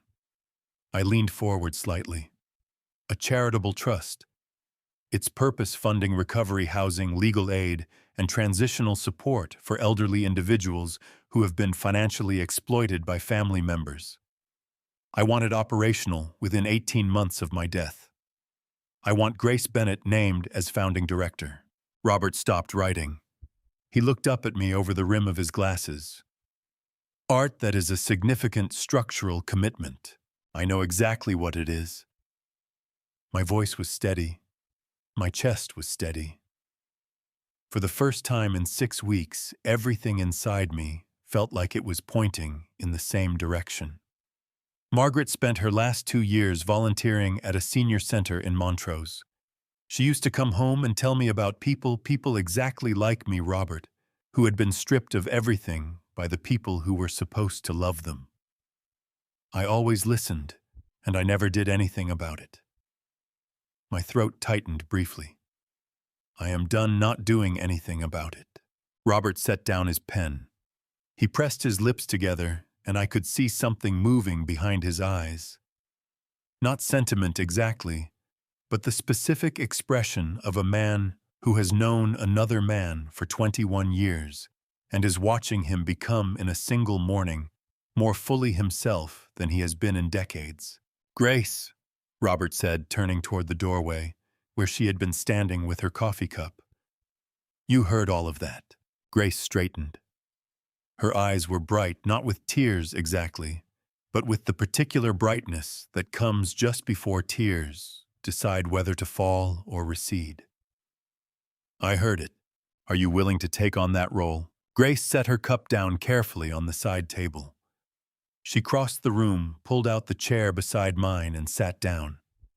When she spoke, her voice was composed, but her hands folded in her lap were gripping each other tightly enough that her knuckles had gone pale. "Mr. Calloway," she said, "I became a nurse because I believed that caring for someone, really caring, not just medically, but as a human being, was one of the most important things a person could do." Her voice dropped slightly. "But I have sat with patients whose families never came. I have held hands at 3 in the morning for people whose children stopped returning calls. I have watched people give up not because they were sick, but because they were alone." Her jaw tightened. "If you are offering me the chance to do something about that, then yes." Without hesitation, yes. I felt my eyes sting sharply. I blinked twice fast and hard and looked down at the desk for a moment to collect myself. "Good," I said when I trusted my voice again.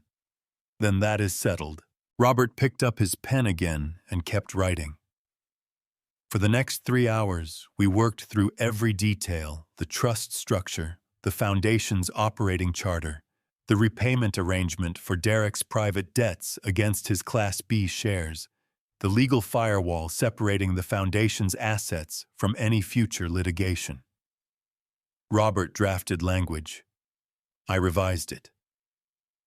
Grace asked questions that neither Robert nor I had thought to ask: practical questions about how the foundation would actually receive and process people, what criteria would determine eligibility, how staff would be hired and trained. By noon, Robert had 40 pages of preliminary notes and the outline of a document that would take his team 3 weeks to finalize. "Arthur," Robert said, as Grace went to get more coffee, "I want to flag one thing." "Go ahead." "Vanessa." He tapped his pen against the legal pad. "She has not retained separate counsel yet, which means she is still technically covered under Derek's representation. But the fraudulent affidavit, the metadata links her more directly than Derek. The DA's office is going to want to talk to her, and when they do, her instinct is going to be to protect herself first." He looked at me carefully. "That may create a situation between her and Derek that neither of them is prepared for." I considered that. My chest tightened, not with grief this time, but with the particular heaviness of knowing that more pain was coming and not being able to prevent it. "I cannot manage Vanessa," I said. "I can only manage what I build." "I know," Robert said. "I just want you prepared." Grace came back with the coffee. She set a cup in front of me and looked at my face with the precision of a woman who reads people for a living. "You're worried about Derek," she said. "Not a question." "I'm worried about Tyler," I said honestly. "Whatever happens between Derek and Vanessa, that boy is 17 years old, and he is going to be standing in the middle of it." Grace's expression softened with something that ached. "Then we make sure Tyler knows he has somewhere to stand that isn't the middle." I looked at her, this woman who had shown up every single day when my own blood had not, and I thought about Margaret's voice saying, "Grief and purpose are not opposites." I thought about 40 pages of notes on a legal pad. I thought about a foundation that did not yet exist, but would. Yes, I said. We do. Robert had warned me. I replayed his words the morning Grace drove me to Derek's house. Vanessa's instinct is going to be to protect herself first. I had told him I could not manage Vanessa. What I had not told him was that I fully intended to try. The call had come from Derek at 7 that morning. His voice on the phone was thin and strained, the voice of a man who had not slept and was running on something grimmer than coffee. Dad, I need you to come. Vanessa, something happened last night. I can't explain it on the phone. Please. Grace pulled up to the house on Plum Street at 11 o'clock sharp. Derek opened the front door before we reached the porch steps. He was wearing yesterday's clothes. His hair was uncombed. His eyes were red-rimmed and dry, the specific look of a man who has cried everything out and is now operating in the hollow space on the other side of it. She's in the kitchen, he said. Vanessa was sitting at the kitchen island, with both hands wrapped around a mug of coffee she was not drinking. She was dressed precisely, pressed blouse hair, arranged, makeup applied, which told me everything I needed to know about how she was actually feeling. Vanessa Calloway only got perfectly dressed when she was preparing for a battle she wasn't sure she could win. Arthur. She looked up at me, and something in her eyes was different from the woman who had sat across from me in my living room 3 weeks earlier. The chin was still lifted, but the certainty behind it was gone. Vanessa. I pulled out the stool across from her and sat down. Grace stood near the doorway. Derek stood beside the refrigerator with his arms crossed and his jaw working. Tell him, Derek said. His voice came out flat and cracked at the same time. Vanessa's fingers tightened around the mug. The DA's office called me yesterday afternoon, separately, not through Derek's attorney. She paused. They told me the fraudulent affidavit carries my IP address, my device signature, and a timestamp showing it was created while Derek was in a client meeting across town. She looked at me with eyes that were very steady and very tired, meaning I created it without his knowledge. The kitchen went very still. Derek made a sound low, guttural, the sound of a man absorbing a blow he somehow both expected and could not prepare for. He pressed the back of his hand hard against his mouth. Derek didn't know, Vanessa said. Her voice was controlled, but the mug in her hands was trembling, fine, small tremors she could not fully suppress.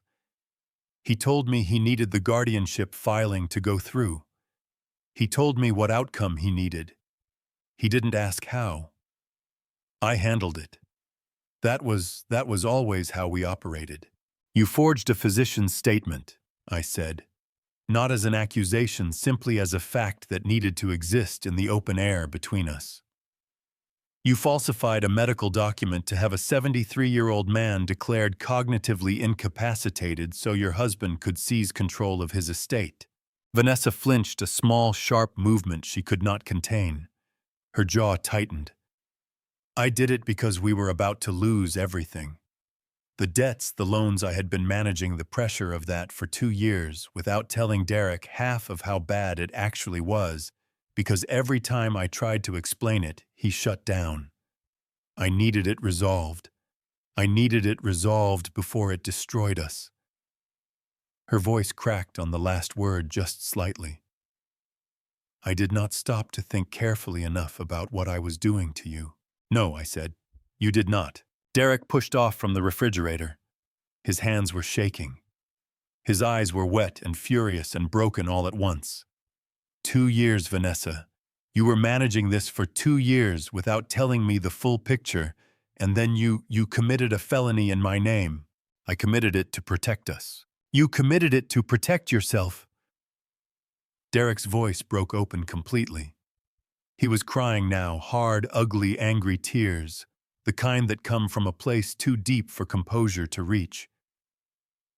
You made me complicit in something I didn't even fully understand. And now the DA has both our names, and Tyler is 17 years old, and... His voice collapsed entirely.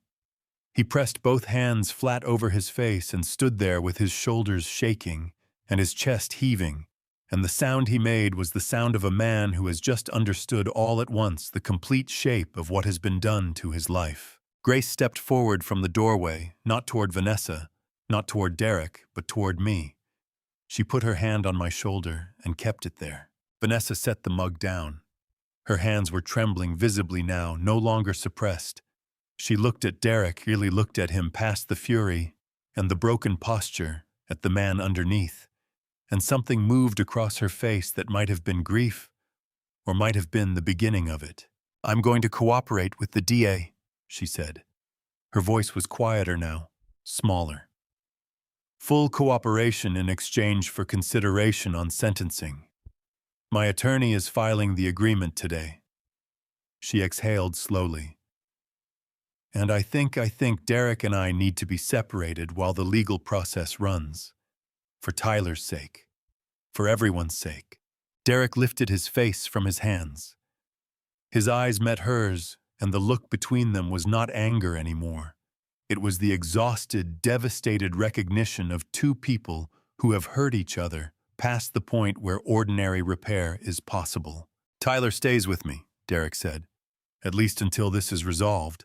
"Agreed," Vanessa said. I looked at them both, my son and the woman he had built a life with, sitting in a kitchen, in a house that suddenly felt very large and very cold, and I felt a grief that had nothing triumphant in it. I had not come here to win something. I had come because my son called me at 7 in the morning and needed his father. "Tyler," I said. "Someone needs to tell Tyler." Derek wiped his face with the back of his hand. "I'll tell him tonight." "Tell him he can call me," I said. "Anytime, day or night." Derek looked at me across the kitchen. This man who was my son, who had broken things, I had spent a lifetime building, who was now standing in the rubble of his own making. And he nodded. Once.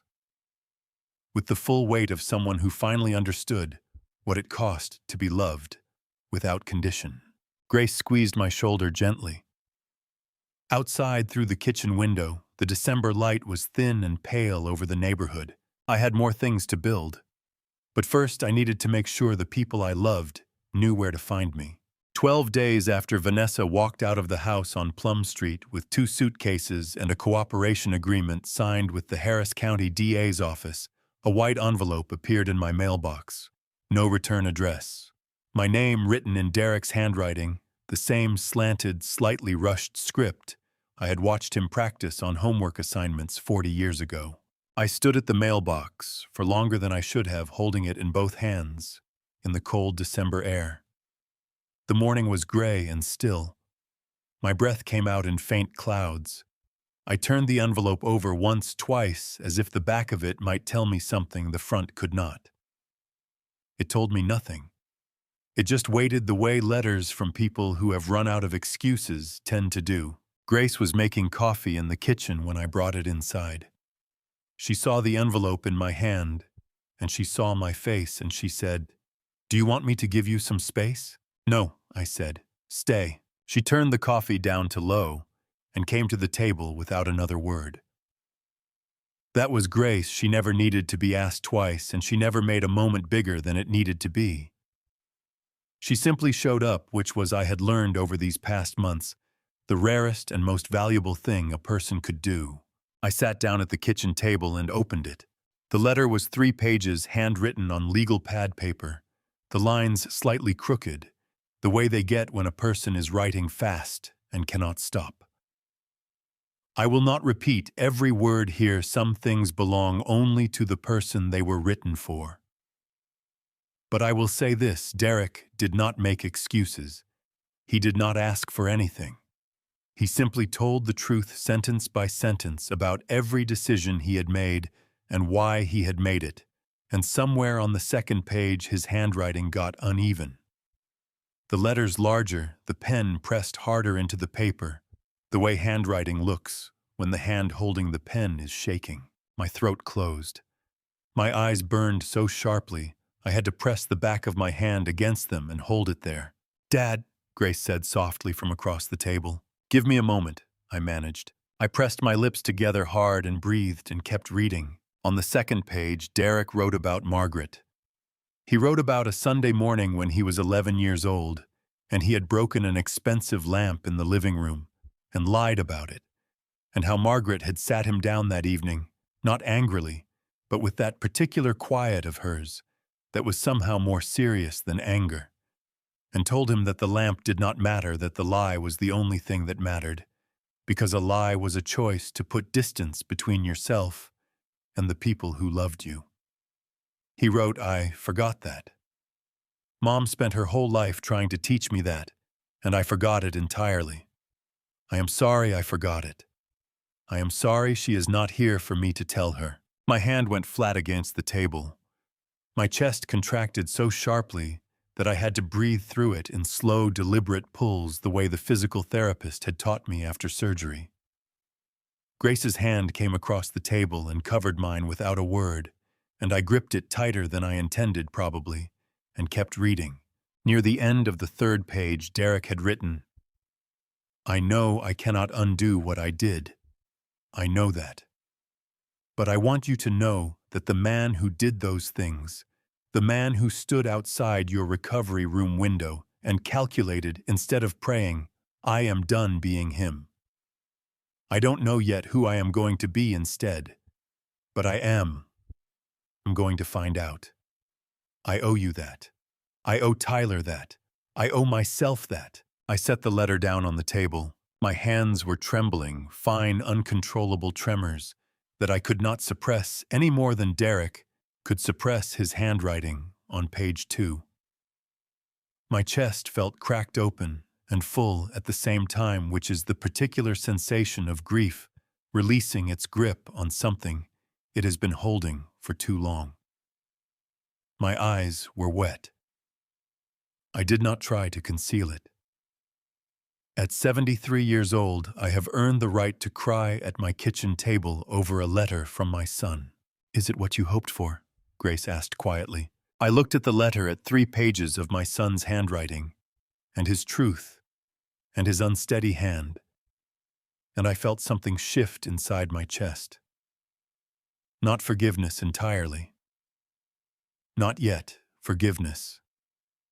I have come to believe is not a door you walk through once. It is a road you choose to stay on day after day, even when it is difficult, even when the hurt flares back up without warning. What I felt that morning was not the destination. It was the first step onto the road. "It's a start," I said. My voice was rough and low and full of everything I did not have words for. "It's a real start." Grace squeezed my hand. "What are you going to do?" I looked at the letter one more time. At Derek's name at the bottom of the 3rd page, signed not with the confident signature he used on company documents, but with small, careful letters, the signature of a man who was no longer certain of what his name meant and was trying slowly to find out. "I'm going to write him back," I said. Grace's eyes went bright at the corners. She pressed her lips together, and I could see her fighting the same thing I was fighting, that specific aching warmth that comes when something broken begins against all probability to move toward being whole. "Do you know what you'll say?" she asked. I thought about Margaret sitting Derek down over a broken lamp and a quiet lie. I thought about Tyler appearing at my hospital door every single week with his school projects and his steady eyes.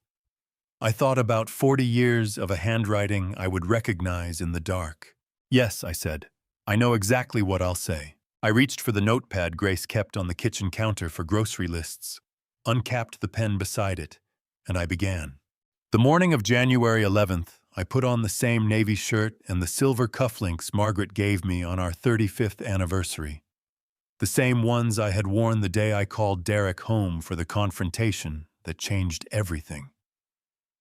Grace noticed immediately when she picked me up. "You wore those the day of the meeting," she said, eyes bright. "I know," I said. "Some things deserve to come full circle." The Foundation's offices occupied the 3rd floor of a building on Main Street that Robert had helped me lease in December. The lobby was full: social workers, elder care attorneys, 3 city council members, 2 journalists, and a row of elderly men and women seated near the front, whose faces I did not recognize but whose eyes I understood completely. They were the people this place was built for. Robert stood near the entrance with a folder in his hand and something rare on his face, a smile that reached his eyes. "You ready, Art?" "20 years late," I said, "but yes." Grace stepped up to the podium first. She was wearing her dark green blazer, the one she always wore when she meant business. And when she looked out at the room, her eyes were shining, and her jaw was set with the kind of quiet determination that I had come to recognize as her truest expression. "I have sat with people in hospital rooms at 3 in the morning," she said, her voice carrying clearly across the room, "who were not afraid of dying. They were afraid of being forgotten. They were afraid of the silence that comes when the people who were supposed to show up stopped showing up." Her voice thickened slightly, but she did not pause. This foundation exists so that silence has somewhere to be broken. I felt my eyes sting sharply. I blinked and kept blinking. Then I felt a hand close around my arm from the right side, a young hand, firm and warm. I turned. Tyler was standing beside me, in a collared shirt, his hair combed back, his jaw carrying the first faint suggestion of the man he was becoming. His eyes were red at the edges. He had been crying recently, or close to it, but he was smiling. A real smile, wide and unguarded, the smile of a 17-year-old boy who had decided to show up. "Grandpa," he said, his voice rough with something he was working to contain. "Dad wanted to be here. He said to tell you he's working on it." My chest clenched so hard I had to breathe twice before I could speak. I put my arm around Tyler's shoulders and pulled him close, and he leaned into me the way children do when they are still young enough to let themselves need someone. "Tell your father," I said, my voice barely holding, "that the door is open." It always was. Tyler nodded against my shoulder. Outside the windows, Houston's January sky was pale and clear and full of light. I had lost a great deal. I had nearly lost more. But standing in that room with Grace at the podium and Robert at the door and my grandson's shoulder warm beneath my arm, I understood with the full clarity of a man who has been broken and chosen to build anyway that this was not an ending. This was the blueprint for everything that came next. Looking back at everything that happened from that cold recovery room at Houston Methodist to that January morning standing beside Tyler in front of the doors of the Callaway Legacy Foundation, I can only say one thing: I was lucky. Not because I was wealthy, not because I won, but because God placed the right person in the right place at exactly the right time, and that person was not my own flesh and blood. That is the most painful truth I have ever had to admit. If you are reading this and you still have aging parents, call them today. Do not wait until they are lying in a hospital bed before you realize how many calls you let go unanswered. Do not be like me, a man who nearly lost everything before he understood that love is not an asset to be inherited. It is something that must be chosen again every single day. My belief is simple: money can build a house, but only presence can build a family. And a family story is never written in a will. It is written in the mornings you choose to stay. This is my Grandpa Stories, imperfect, unheroic, but completely real. If this Grandpa Stories touched your heart in any way, please leave a comment below. I read every single one. Share this video with someone who needs to hear it today. And if you want to stay with more family stories like this one, hit subscribe so you never miss another family story when it arrives. Thank you for staying until the very end of this story that means more than you know.